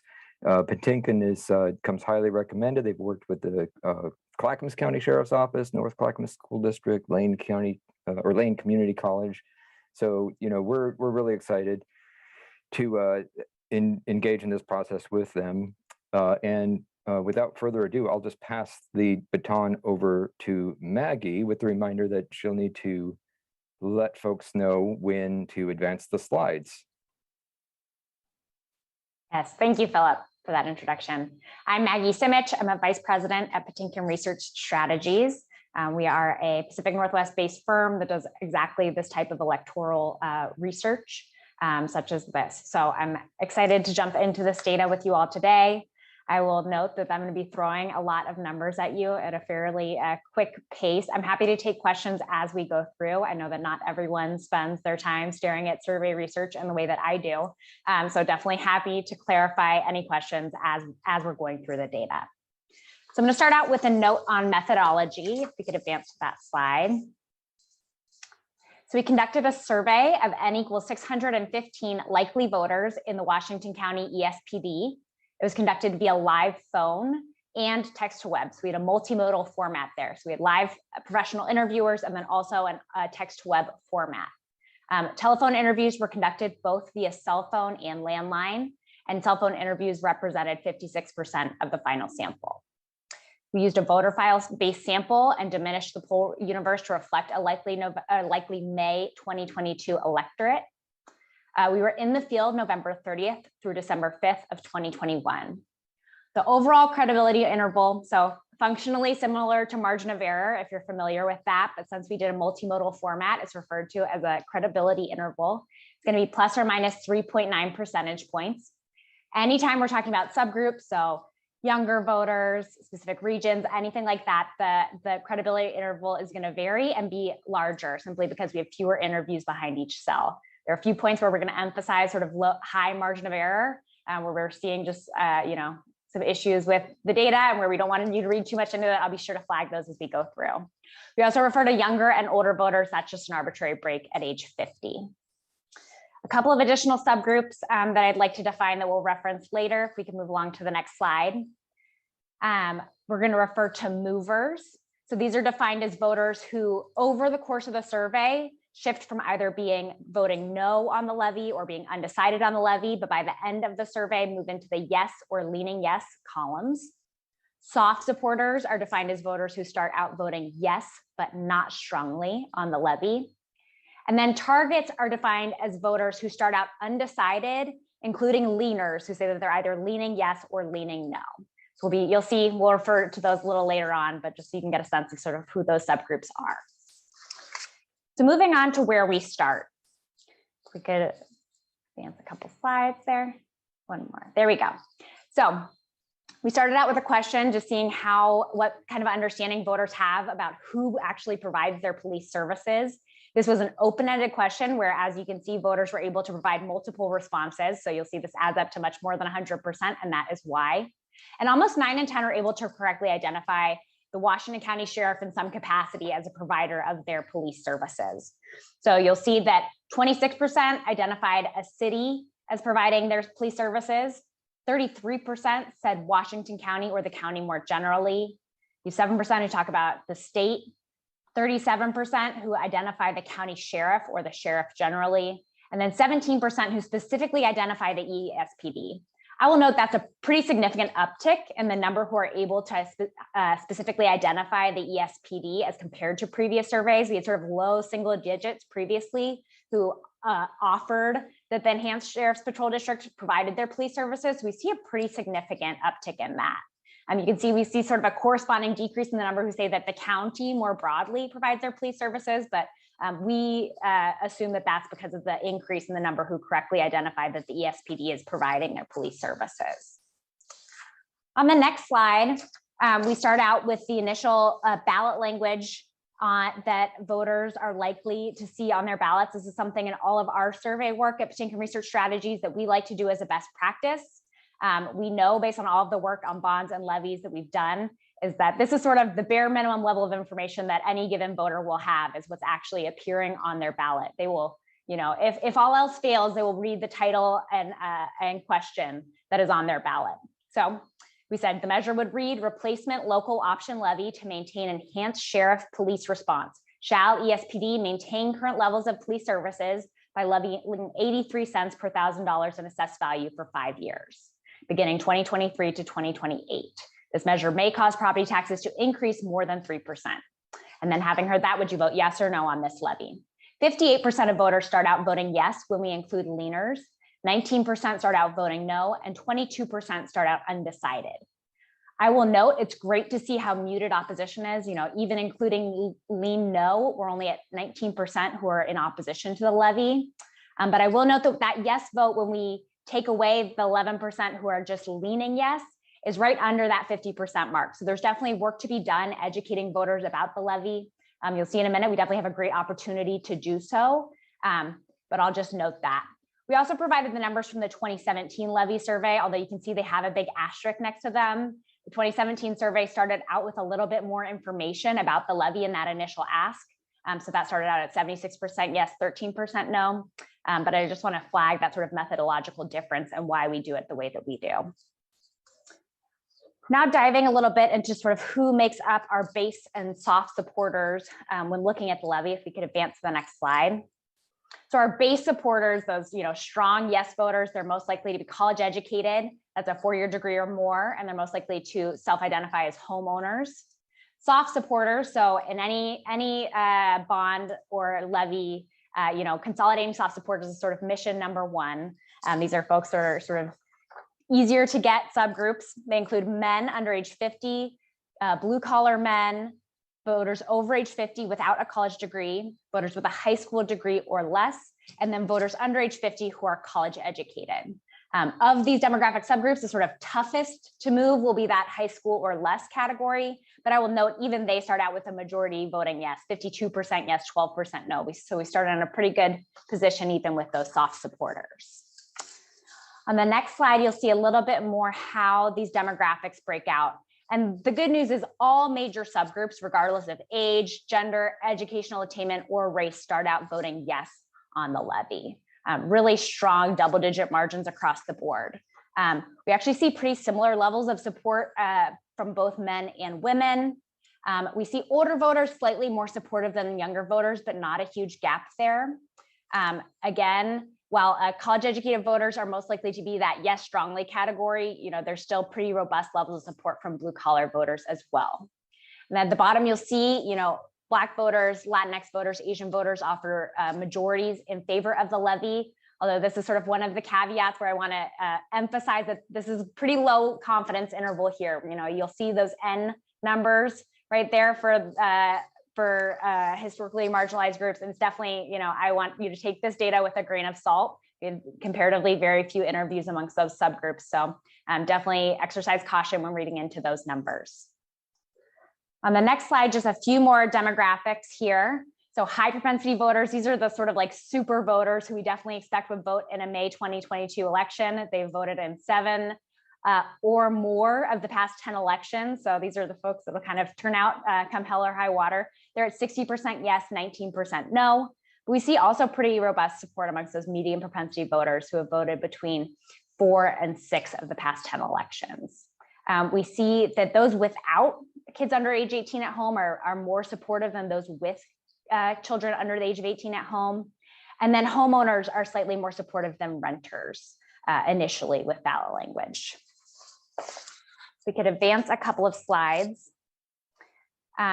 We then did sort of a plain language explanation of the levy, sort of the services that it would fund, as well as a little bit more information about the levy rate. So explicitly spelling out that this is an increase of 15 cents per $1,000 compared to the previous levy, sort of outlining all of the various services that would be included. This is sort of similar to the, if we have a voter that actually reads the summary statement in addition to reading ballot language, this is sort of what we would expect to see. And the great news is we see a huge uptick in the yes vote just with this like very simple level of information about the levy. We grow from 58% yes to 70% yes, just with that little bit of information. You'll see the no vote remains super steady. That's within margin of error from 19 to 17%. And then we see a corresponding decrease in the number of voters who are undecided. When you look at which subgroups are most likely to sort of increase the support outside of the margin of error, it's voters with children under age 18 at home, and then college educated voters where we see the most significant growth from that in English explanation. On the next slide, you'll see that in addition to growing sort of the overall yes vote, we also were able to effectively consolidate strong support for the levy. This is a really encouraging data point as well. So particularly with measures involving taxes, we want to, as much as we can, really consolidate voters into that yes strongly category. We found that particularly when we're looking at taxes, if a voter is undecided on election day or wavering at all, they're overwhelmingly more likely to break towards the no vote at the end of the day. So seeing that we're able to grow that yes strongly number from 31% to 38% just with that brief explanation of the levy is really encouraging. On the next slide, we tested the specific funding items that could be included as a part of this levy. So I'm going to read you some possible aspects of the potential local option operating levy we've been discussing. And then for each one, would you favor or oppose that particular funding item? And I apologize because it looks like there's some formatting that might have been a little goofed up. But this is the first slide where you'll see those sort of 3 subgroups we talked about at the beginning of the presentation. So movers, voters who start out undecided or voting no, but move into the yes column by the end of the survey. Soft supporters, so voters who start out voting yes, but not strongly. And then voters as a whole. And you can see in the actual chart, these are the favor strongly numbers. The items that this levy is funding are extraordinarily popular. You've got a majority of voters as a whole, who say that they strongly favor some of these items. So that's really great to see. Sort of when we look at which ones are the most popular overall, helping deputies connect people experiencing homelessness with community resources, extraordinarily popular. Helping to fund public safety response to the increased overdoses and abuse of Xanax, Oxycontin, fentanyl, and other drugs in the community. Again, very popular. When you look at that soft supporters, 78% of them strongly favor that item. Pretty incredible. Funding advanced training in crisis intervention and de-escalation for deputies to use when working with individuals experiencing a mental health crisis. You'll see that that item is also boxed in blue. That indicates it appears in our statistical modeling as a driver of support for the levy.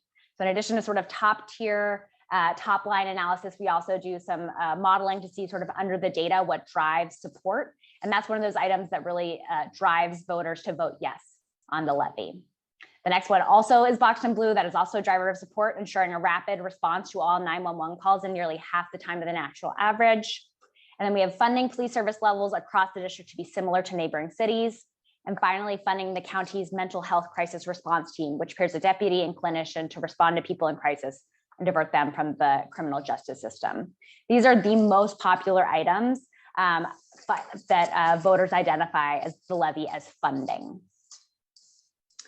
On the next slide, you'll see we also conducted a grand mean analysis to see, again, which funding items are the most popular. And frankly, it really mirrors the other analysis that we did. So it's great to see sort of a couple of data points showing the same thing. It's always a great thing to see in survey research. So again, when you look at the grand mean analysis, top items, connecting people experiencing homelessness resources, responding to overdoses, advanced training and crisis intervention, rapid response to 911 calls, the mental health response team, and then making sure that the level of service is similar to that of neighboring or nearly similar to neighboring cities are the items that come out on top. That's not to say that the rest of them are unpopular. They're not. Many of the Levy services are popular, but we just look at what the sort of star programs are. These are the ones that really rise to the top. On the next slide, you'll see the top testing programs among people of color. I'm not going to spend a huge amount of time on this slide, partially because of the low confidence intervals of these groups. I just, again, want to emphasize we're looking at a really low end number for all of these subgroups. But frankly, they mirror a lot what we see with the electorate as a whole. It's prioritizing programs servicing people experiencing homelessness, mental health crises, having those rapid response to 911 calls, and then, de-escalation and making sure that those funding levels are similar to that of neighboring cities. We see just a lot of similarities throughout this data consistently. On the next slide, so based on those top testing trait items, we put together sort of our best pollster attempt at a message frame for the levy. This will be tweaked by people who are far better at communications than we are. But if you were caught in the checkout line with a constituent asking about the levy, this would be sort of the short pitch of why this levy is critical. So the ESPD public safety levy ensures continued rapid response to 911 emergency calls, while also funding the ESPD's mental health response team, advanced training in crisis intervention and de-escalation for individuals experiencing a mental health crisis, helping deputies connect people experiencing homelessness with community resources, and addressing increased drug overdoses in our community, all while ensuring continued provision of the same level of services as nearby cities. So this is, those are the key items we'd sort of want to be hit with any sort of public communications or education about the levy. On the next slide, you'll see after voters hear all of the levy aspects, we see that 7 in 10 are still voting yes. We did a re-ask after they heard all of the various items that are funded by this levy. 72% of voters by the end of the survey are voting yes, 18% are voting no, and 10% are undecided. So really great to see that we're able to sort of end at that 7 in 10 level of support. On the next slide, you'll see sort of the movement in terms of intensity of feeling. Again, there's not huge movement between that sort of in English explanation and then hearing the individual services that could be funded. And we also just want to emphasize this isn't something where we can sort of rest on our laurels. I'll just recall at this juncture that we start under that 50% mark at the beginning when we remove leaners. We start out at 47% yes, those folks who are solidly in the yes category. So while we're able to grow that to 57% solidly in the yes category after a lot of education, I just want to flag again, that's after a lot of education about the levy. So it's pretty critical that we communicate with voters about exactly what this levy is going to provide them in terms of services. The final slide here is just sort of who is most likely to fit in these key subgroups that we've been mentioning. So when I talk about soft supporters, as a reminder, those are most likely to be men under age 50, they're most likely to be non-college educated men, voters over age 50 without a college degree, voters with a high school diploma or less, voters under age 50 with a college degree. Movers, so those voters who start out either undecided or voting no, but move into the yes column, they're most likely to be renters. They're most likely to be voters with children under age 18 at home. They're most likely to be women, and then college graduates more broadly. So these are sort of key demographic subgroups that we would expect to be sort of key outreach groups throughout the course of any kind of education campaign. So with that, I know I just went through quite a great deal of data. I'm happy to take any questions that folks might have.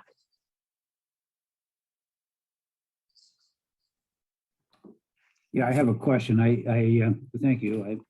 I'm not surprised at the strong support, but in your professional background, do you ever put in contingencies for other levies that might be on the same ballots where, oh, there you are. Now we've got a more full screen. Other ballots that may be competing. I mean, what you did is you basically put this one up and said, wow, I tell them a bunch of stuff and they're really excited until they see a full menu of other things that might be, I guess, competing for their vote or competing for their dollars. Were you made aware of other ballot measures that might be there, or are you aware of any? And would that impact your analysis, or should there be other analysis? That's a great question. We did not obviously include any other measures as part of this test. That is sometimes something that we do with other clients when we see sort of multiple bonds and levies that we expect to be on the same ballot that might be competing. It's not something that we did here. It's definitely something that could be done if we think it warrants further explanation, or if we have other bonds or levies on the ballot at the same time that we think could pose a problem. Could I just add to that, commissioners, that we did look at what ballot measures would be expiring in that 5-year cycle, and very few of them are associated with the unincorporated area of Washington County. There's some cities that may be coming back. We haven't seen them file yet, but you know, we have a school district that may be coming in the Tiger 12th area for a local option levy. We haven't seen that filed yet, but it doesn't look at it through that lens anyway, that there would be a whole lot of overlap with the unincorporated area of Washington County.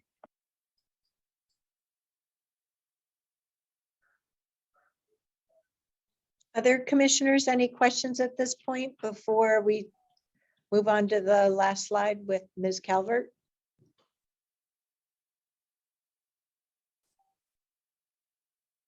Go ahead, Erin. Thank you, Ms. Simich. Thank you very much. So yeah, would you mind putting the slide deck back up and then yes, thank you very much. So in light of just hearing all of that information, I wanted to put the slide back up on the election timeline. It may be familiar to you from a prior work session. And really today, just wanted to call your attention to today's date, December 14th. You can see we are having a work session. We had originally thought and presented that today could be a work session on the levy replacement proposal document and the voter survey findings. However, we have begun drafting the proposal document, but we really wanted to know more about the survey before submitting that document to your board. So you can also see on this slide that January 4th is scheduled to be a board action to approve the levy proposal and direct staff to draft the ballot material, which would then return to your board at a business meeting on January 18th through a public hearing and request to adopt the ballot materials at that time. So since we didn't use today to review the proposal document, the timeline may just need a little bit of an adjustment. I wanted to call that to your attention. Next slide. So a couple of options that we could do essentially is we could submit the proposal document to your board the last week of December, which I do understand is a time of vacation. So many of you may or may not be in the office, but we could submit the document and schedule one-on-one and two-on-one briefings for January 3rd, which is a Monday, and the day prior to the January 4th board business meeting, where we could come back through a staff report for the viewing public and for your board to go over that document and then ask for approval. That would essentially keep us on the timeline in option 1, and it would match to the timeline that we just reviewed on the prior slide. An alternative option might be if the board would prefer a work session to really walk through that document in more detail and more time, we could try to find time at a work session on January 4th or 11th. That may be a little bit tricky, but we could prioritize that. And then that would make the January 18th board meeting the staff report, and where we would request action from you to adopt, or excuse me, approve the levy proposal, and then direct staff to draft the ballot material, which would come back to the board on January 25th through a public hearing. And essentially what all this says is it would delay everything. Option 2 would delay everything by 1 week. And so I just wanted to present those options to you in the interest of time and get some feedback on your direction.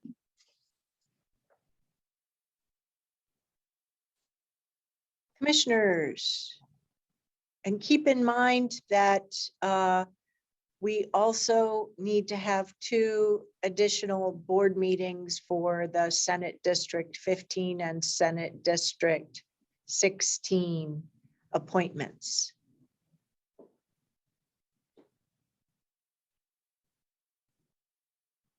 Who would like to go first on 1 or 2? Commissioner Rogers prefers 1. 1.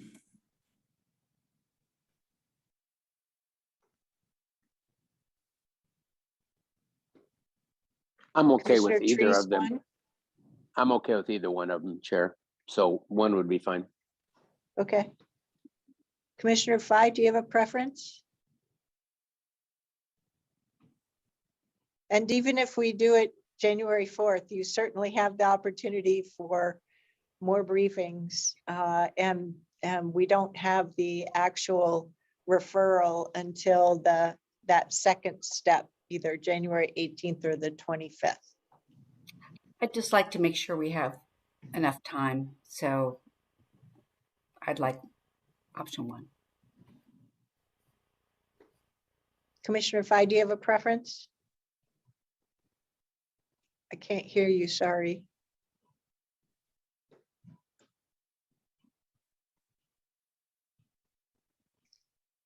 Can you hold up a finger?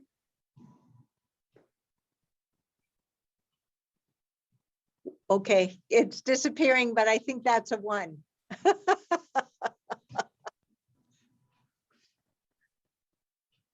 Okay, you may have to dial in on the phone to get your audio.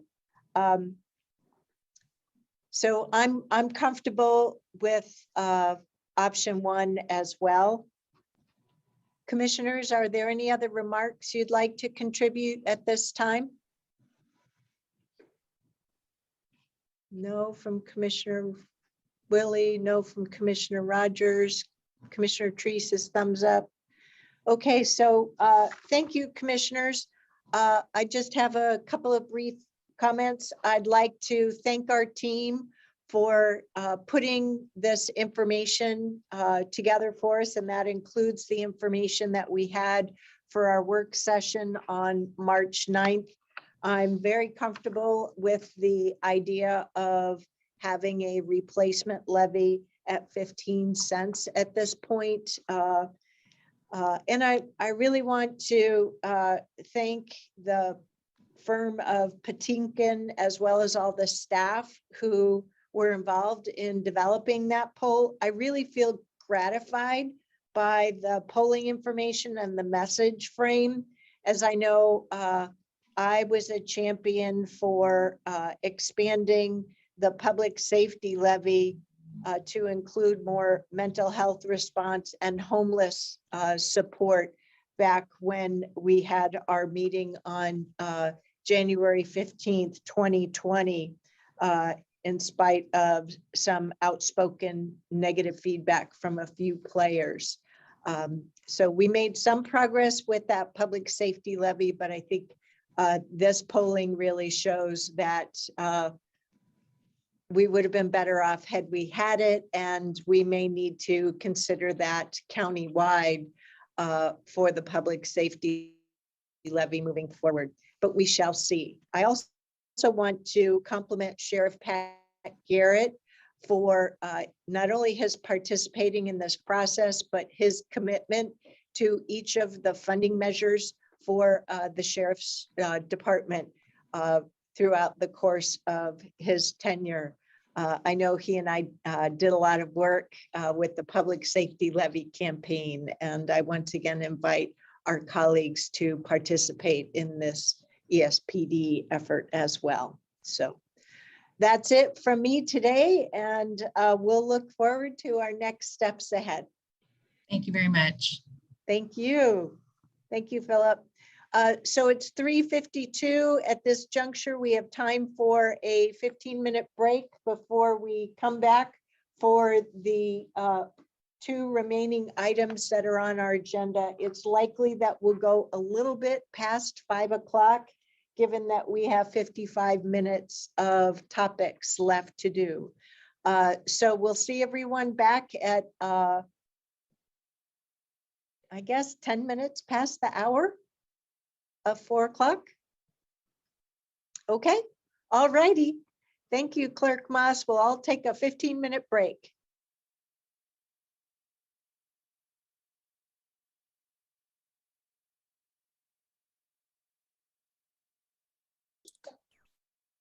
Can you hear me, Jerry? Well, I can hear you, Commissioner Fye. Oh, okay, okay. I don't know what happened. I can hear you too. Oh, okay, perfect. Okay. I only saw Jerry's camera on. Okay, thank you.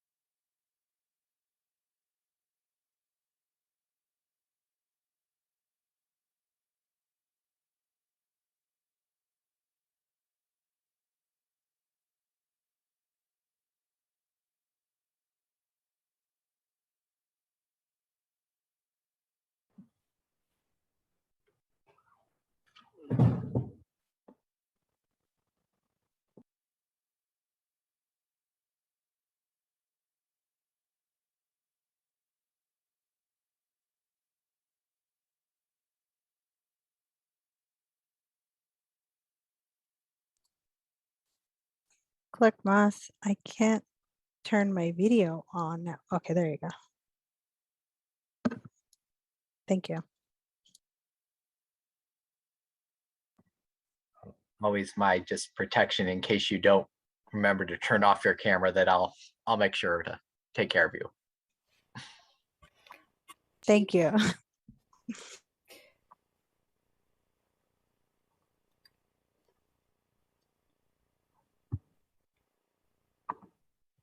Technology can be a bit cumbersome from one day to the next. All righty, I think we're just awaiting Commissioner Willie, but time is tight. So why don't we proceed on to our next topic? And we have all of our subject matter experts from land use and transportation here. So I'll turn it over to you, Mr. Roberts, for the introductions. Thank you, Madam Chair. And Clerk Moss, I was just trying to send you a note. Could you also please promote John L. Bell? He'll be participating in this presentation, and I forgot to send you his name in advance, so my apologies. But we're here to provide your board with an update on our implementation of House Bill 2001, Middle Housing. And the presentation today will be led mostly by Teresa Cherniak and a couple of her folks, and Kelly and Kim Armstrong. I'll be here, as well as Andy Back, our Planning and Development Services Manager. And then, as I mentioned, John L. Bell will be joining us to talk a little bit about our community outreach efforts on this. And I did want to just let you know in advance, I will need to leave at about 4:45 today to get to an event with my daughter tonight. But the rest of the team will be able to stay on for the whole time. And so with that, I think, Teresa, were you going to kick us off? Yes, and I actually will do the bulk of the presentation, but Janelle will join us for at least 3 of the slides to talk about the community outreach that we're doing. So good afternoon, Chair Harrington and Commissioners. Teresa Cherniak, Principal Community Planner with Land Use and Transportation. As Stephen noted, today we're here to give you a status report on our work on House Bill 2001, the Middle Housing Bill, in advance of future briefings and eventual hearings on ordinances next year. Next slide, please. So based on this update, we're also interested in getting board feedback and guidance on any of the topics that, that we talk about to help guide our work. We'll also let the board know about the engagement we've been doing and what is planned now, and then talk about next steps, including timing. It's up to you whether you'd like to discuss along the way or wait until the end. There's one point where I will stop to ask for input, but beyond that, just ask when you have the questions. Next slide, please. So House Bill 2001, as you know, was passed in 2019. It's intended to help increase housing supply and choice by reducing barriers to certain kinds of housing. Those are duplexes, triplexes, quadplexes, townhouses, and cottage clusters. They can be smaller and less costly than single detached homes. And the bill does require that we allow them in all places where we currently allow single detached homes. Just noting, this is one piece of the puzzle. It'll help with our housing need, but we shouldn't expect that it will solve all of our housing production and affordability needs. Next slide, please. So you've seen this timeline before. We keep moving along in the process. So we are right now busily working on code writing, but you'll see on the lower 2, there's public process that's going on and board and planning commission briefings going on. So we're about to enter into the adoption process. We're getting ready in mid-January to file our ordinance, and then we'll start into hearings at the Planning Commission and the board. We don't expect that we'll get everything right the first time, and we don't expect that we'll be able to cover everything that various people would like us to. So we do expect that after this initial adoption of the program that meets the state law requirements, that there may be further work that the board directs us to do, additional code changes, and other more nuanced approaches to possibly affordability. Next slide, please. So you've seen this slide as well. We have completed the feasibility study. We're looking at code requirements, analyzing the different aspects of the rules, coordinating with a lot of people. We're doing engagement, and actually we're further developing an outreach program. And then we've been doing briefings with the PC and the board. We have gotten to a place of developing our initial ideas about what maybe to put in the regulations. And so that's the bulk of what we wanted to talk about with you today.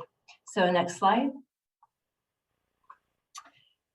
So we've noted before that the state law and the rules are quite prescriptive. So they tell us what to do and how to do it.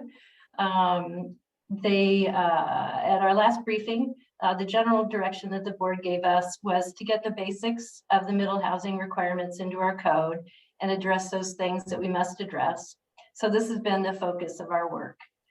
We wanted to generally walk through what that means and some of the general direction we're including in the draft regulations to generally inform you and get your reactions in case there are things that you think maybe we're off on the wrong track, or things that you'd like us to consider further. Some of these are somewhat detailed, so please let me know if you'd like more information, if my explanation is not enough to give you guidance on what it means. Just a reminder, there is a set of rules that the state adopted, and there is also a model code. We are following the rules as well as borrowing where we can from the model code. There are a few ways that state law and the rules allow us to limit middle housing. First, we can limit it other than a duplex in significant natural resource areas and in floodplains. And those are areas that are particularly sensitive. And so we are recommending that we do not allow middle housing other than a duplex in those areas, significant natural resource areas and floodplains. The rules also allow us to limit middle housing in undeveloped portions of master planned communities. The only master planned community that the unincorporated county has is North Bethany. So this would allow us to potentially limit middle housing in undeveloped portions of North Bethany. At this point, North Bethany is mostly either developed or has development entitlements on the land. There are, I think, 5 parcels that don't yet have any development, and that's about 16 acres. So at this point, we aren't recommending applying any limits. We feel it wouldn't be a problem at this point to potentially allow middle housing on those very limited additional areas. So basically, we would be applying the middle housing requirements the same throughout the urban unincorporated area. Next slide. The state rules allow us to apply certain minimum lot sizes for different middle housing types, and we are recommending that we apply these, as well as applying the allowed limits on the number of dwellings per parcel. And overall, we're trying to simplify the code where we can and consider aspects of the regulations where we might be able to help with affordability. And for instance, there's an expedited land division process and limiting regulations just to those that we need to be applying, as well as allowing middle housing through the simplest land use process in all districts. Next slide, please. Regarding parking and transportation, we're looking into adding a requirement to provide sidewalks and right-of-way dedication for single detached homes, which we don't require now, which would then allow us to apply this to middle housing. This is probably the biggest policy question we'll have for the board at this time. And I do have a more detailed slide in a few slides, and that's something that we'd like to get some board input on. On parking, we're relatively limited in what we can require. And so we're requiring the amount of parking that the rules allow us to. The maximum we can require is 1 space per unit. And then allowing middle housing the same parking reduction that we currently allow for other housing when it's close to transit. Next slide. And finally, a few design items.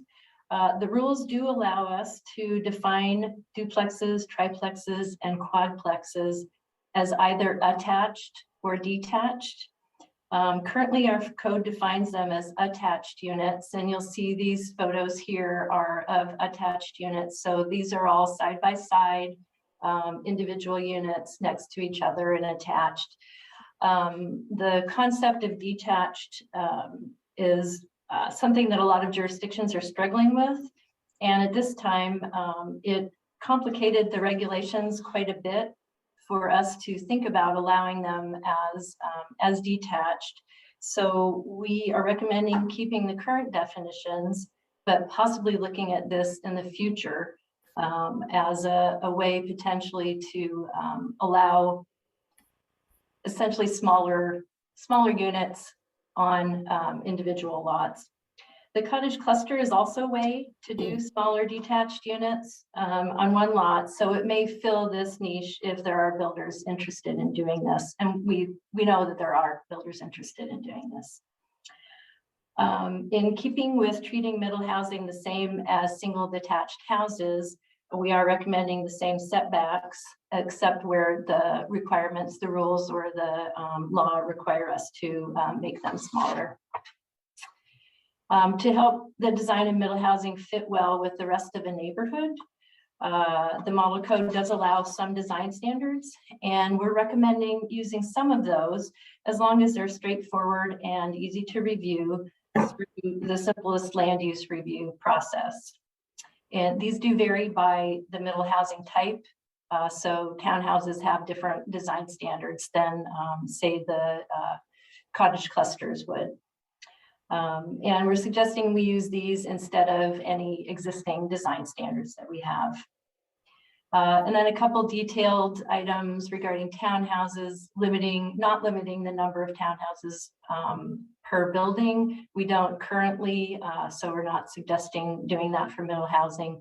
And then for cottage clusters, we're primarily going to be using the model code, using a couple select design standards, and each cluster could allow up to 12 cottages. That's what we have right now in North Bethany, and so we're just suggesting using that same number. Next slide, please. Regarding the sidewalks and right-of-way policy question, our preliminary recommendation is that we would require sidewalks and right-of-way dedication for single detached homes in order to be able to apply it also to middle housing. The board has heard over the years community interest in filling sidewalk gaps by requiring new single detached homes on existing lots to provide sidewalks. And there have been some board members in the past that have indicated interest in at least requiring dedication of road right-of-way on the same kinds of projects. We haven't done this in the past, but staff is considering whether it might be a good idea to require this. And we're also looking into the legal implications of requiring this. There are nexus and proportionality issues, which you may have heard of in the past. And so we are looking at that further. But the idea would be that sidewalks do provide for pedestrian safety and neighborhood connectivity. I think every year that I have been here have received requests from CPOs and the CCI to address sidewalk gaps in different communities. And doing this could help facilitate future road improvements. If we get the right of way, that's a significant cost in doing road improvements. On the flip side of that, though, is that it would increase costs for housing. And so it's a weighing and balancing thing between housing affordability and the need for housing and neighborhood livability and safety and connectivity. So there's a balance there that we're hoping to strike and are interested in hearing from the board on. So I'll stop here because the next slide goes into some potential future work and then the outreach. So I'm thinking to stop here and see if the board has comments on sidewalks and right-of-way or any of the other listed general direction items. Commissioner Treese, did you want to go first as you're unmuted? Thank you for pointing that out. I'm sorry I was unmuted, but I do believe that the public has a strong desire for to close sidewalk gaps. We've been hearing it for a long time, and I just want to underscore that. Thank you. Commissioner Rogers?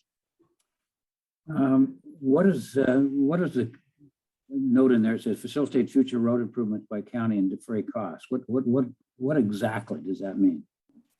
So the idea would be if we have right-of-way, then we don't have to purchase the right-of-way. So that's the defraying of the costs. And if we have the right-of-way, it would be easier to potentially build a road if the county was going to build a road.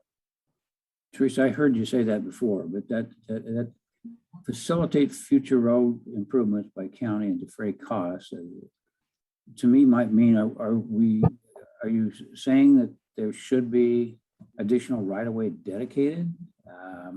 I thought the whole idea was to skinny up streets because you're only having one car parking spot per unit, but people got to get out of their neighborhoods. I mean, they're going to need facilities, whether it be bus or car. Right. I really don't understand that comment. I mean, I heard, you've repeated it twice. And Okay. I keep thinking, yeah, are you good? Are you going to Well, ask? I'll try one more time and then maybe if Andy wants to jump in. But the idea here would be that right now for a single detached home, we don't require any right-of-way to be dedicated. And so if a road was to go in, then we would have to purchase that right-of-way. And we'd have to determine how much right-of-way would be required. And it could be a skinny street. And we are looking at the road design and construction standards right now and kind of trying to right size those for different areas. But the idea here is right now we don't get any right-of-way, and this would be getting some right-of-way so that it could help later on in defraying costs. Okay, I'll just say it one more time because I know I'm not catching all this with you. I understand those facilities that are contiguous to a unit, but how about those who are not? Are you looking at a broader? I mean, these are systems. They're not. I go 20 feet off my property, and these are bigger systems that get from neighborhood to other facilities. Is the idea that there would be some sort of a system-wide approach to facilitate people getting from the units to arterials, collectors, and I'll stop with that because I know that you were looking at it narrowly, and I'm trying to see what kind of a system you're proposing. So I'll go. I'll let Andy take that. Well, I think the most important thing to distinguish is, so right now when we do subdivisions or we do, major kind of commercial uses on lots of record, we get the right of way we need. But there are some cases where there's single family houses on lots of record that we don't get the right of way. So this is a pretty narrow subset of the entire transportation system in the county. But in those places, and they're usually in the older communities, they're in the Raleigh Hills and the Garden Homes and the Aloas, where we don't get right of way from single family homes, then on those roads down the road, to speak, if we did want to do street improvement, we would have marginally more right of way to work with, and therefore that would marginally lower the costs. But I don't think that we feel that like middle housing will solve any transportation issues or, you know, be able to get a lot of improvements from it. As Andy said, it would all be marginal. Commissioner Fye, do you have any comments or questions at this juncture? No? Okay. Commissioner Willie? No? Okay. I have just a few, and I will admit that I read the briefing memo in the packet first and noted a few things. On page 2 of 5, number 2, I didn't realize that. That was on water-related SNRs. I guess, oh yeah, wait, SNRs, yes, sorry. I did know that, I just forgot. On number 12, under design, on setbacks. So here's where I really want to make sure that we are allowing for innovation. For myself, I have lived in triplexes, I've lived in single family homes, I've lived in townhomes, I've owned a garden style condo like an apartment, and I've now owned 3 different detached homes here in Washington County. And my current home is in the city of Beaverton, but the setbacks between each of these 3-story homes is somewhere between, I just can't remember if it's 31 inches or 33 inches to the property line. So my point is, it's less than 6 inches, close, or 6 feet, close, but not quite 6 feet between homes. And guess what? We're all very happy with that. So, and I've been really impressed with the creativity that I've seen, particularly out of Taylor Morrison and other builders who are developing throughout River Terrace, South Cooper Mountain, and North Bethany. So I just want to make sure that our setbacks don't stifle that creativity, but at the same time, I totally understand your intention of how do we get this up and going in a way that is enabling as quickly as possible. So I'll just leave you with that and go from there. On number 15 on cottage clusters, I'm wondering if it's, and this comment I'm about to make may apply to several items, because I can't say that I understand what number 15 is getting at per se, but I'm also wondering, given that many of our UUAs, urban unincorporated areas, are adjacent to areas of the city of Hillsborough, city of Beaverton, and city of Tigard, I'm hoping that we may be able to have a bit of consistency. So I just wanted to offer that up. Number 17, I'm not sure I completely understand, but it's not going to hold me up. I'll further understand that through the process. Number 18 seems nice and efficient. Then when it comes to sidewalks, my comment here is yes, sidewalks are like roads, they're forever. And, you know, the more we can help ensure that people can walk safely, not only in their own neighborhoods, but connecting up throughout their community, the better off we'll be health-wise as a society. So those are just my comments. Thank you for listening. Great, thank you. Yes, and we are coordinating with Beaverton, Hillsborough, and Tigard. Many jurisdictions for the cottage clusters are using the model code because it is a complicated set of regulations. So we're hoping that that is consistent across us. For 17, the expedited land division. Don't worry, Teresa, for the sake of time. You'll hear plenty about it in the future. Yeah, there's. Yeah. You don't need to spend any more time today. I get it. Let's go. Thank you. Okay. You're doing great. Okay. So we can then go on to the next slide. Let me get back to my notes here. So as I note, we're focusing on the basics of middle housing requirements and addressing those things that we must address. We have heard a number of other ideas through the process, and we expect that we will hear more. And so our expectation is that we will be back in the future with our work program discussions, with additional things that we're recommending working on. So these could include any of the things on this list. We know there are builders who are interested in the idea of detached plexes. There are things that we could do to provide incentives for regulated affordable housing units to make sure that some of this housing is affordable and stays affordable over time.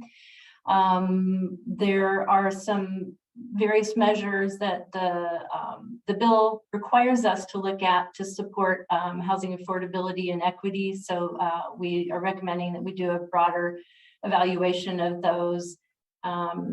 There are some things that we're finding in our code that for consistency with what we're changing here, we might want to also change for other housing. And then there are some different allowances for manufactured homes that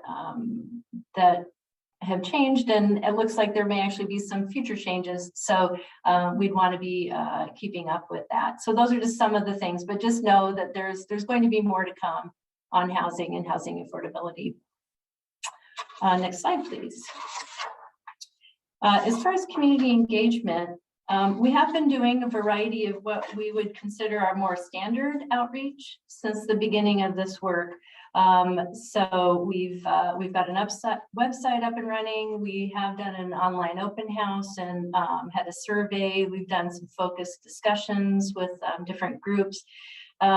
But as far as equity-focused community engagement, we felt that we needed more assistance with that. And so we, along with the transportation section on the MISTIP project, have hired a consultant, and that's Janelle, led by Janelle Bell. He has a large team of folks that is helping us develop an equity-focused community engagement framework, and your board heard some about that last week. So we'll be coordinating and conducting culturally relevant engagement and incorporating what we hear in the process. And so we know we're starting a bit late on HB 2001. So a lot of the outreach is probably going to focus more on general opinions to inform our regulations.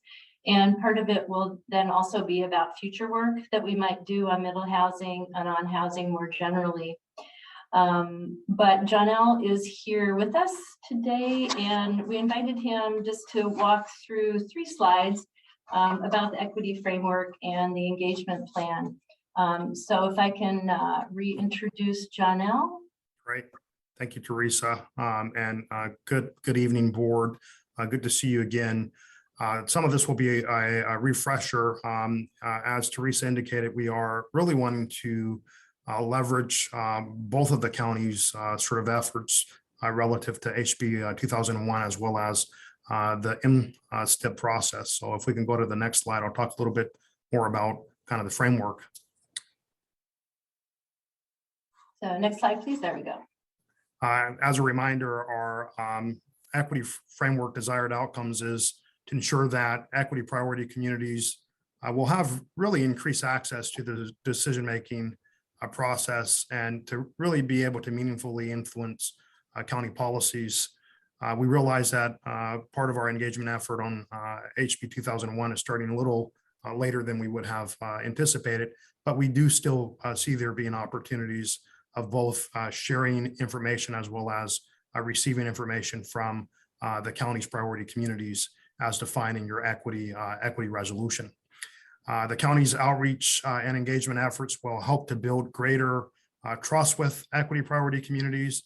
And again, just to commend this board for already building and investing in those relationships.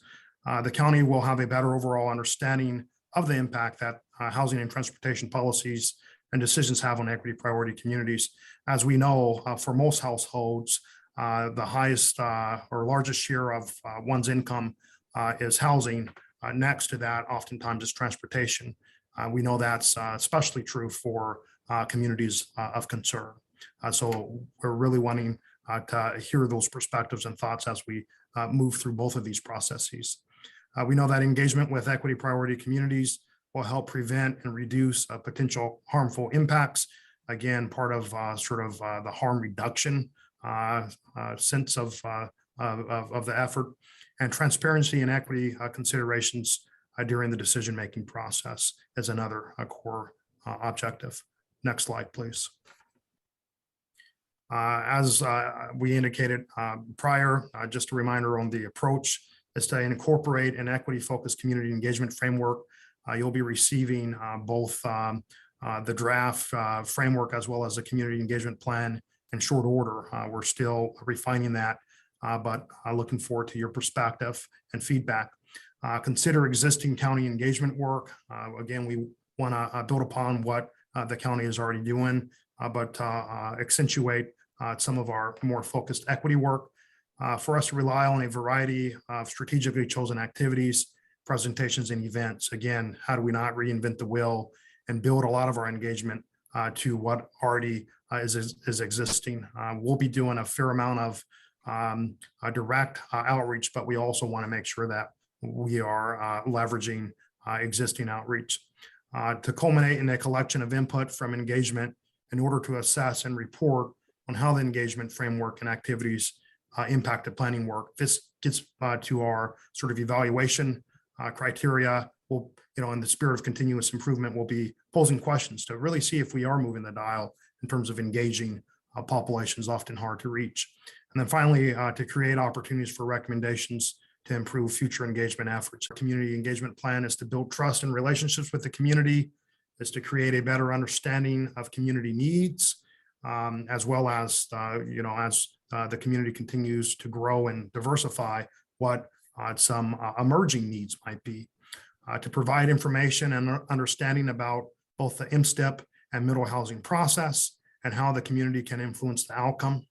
And for housing in particular, provide community input for future work on housing production, equity, and affordability. So I know that was a lot, but Teresa, I turn it over back to you. Great, thank you so much, Janelle. So we're excited to get that work really underway. To wrap up on engagement, we have been briefing our Planning Commission on HB 2001 related topics. We've had 7 briefings so far to educate and inform them and to help them be prepared to move forward into hearings in February. So we have prepared briefing memos and PowerPoints, and we are happy to provide similar materials to the board on select topics. So if there are specific topics that you're particularly interested in, please do let us know. And we'd be happy to bring those forward in future briefings. The next slide, please. Finally, just to wrap up, as far as adoption process and timing. So next slide, it might be, there we go. So we did hear you last time when we were here that ideally we get the middle housing ordinances to the board earlier than what we had originally planned. And we're doing everything that we can to do that while allowing the Planning Commission the time to do their work. We're expecting 3 hearings at the Planning Commission, and there's a possibility for a 4th. Those will start in February and go through March. Our plan would be to get to the board in April, and so either April 5th or the 19th would be when we would have the first hearings. And we're expecting that there probably will be changes that that the Planning Commission and our staff recommend through the process and or the board. And so we're expecting an engrossment. And so if we can get that engrossment by May 3rd, then we could do May 24th and June 7th for the hearing. So the idea that the schedule that we're looking at right now would have adoption by June 7th. Most of the work probably happens up until the engrossment, the order for engrossment. So most of the work hopefully would happen by May 3rd. Next slide, please. So just wrapping up, we're wondering if the board has feedback or guidance for us on the current direction that we're taking. You've already given some on the sidewalks and right-of-way, on the community engagement that we're talking about, and process and timing, or anything else that has come up for you as we've talked about this. So that's my final slide, and we open it for conversation.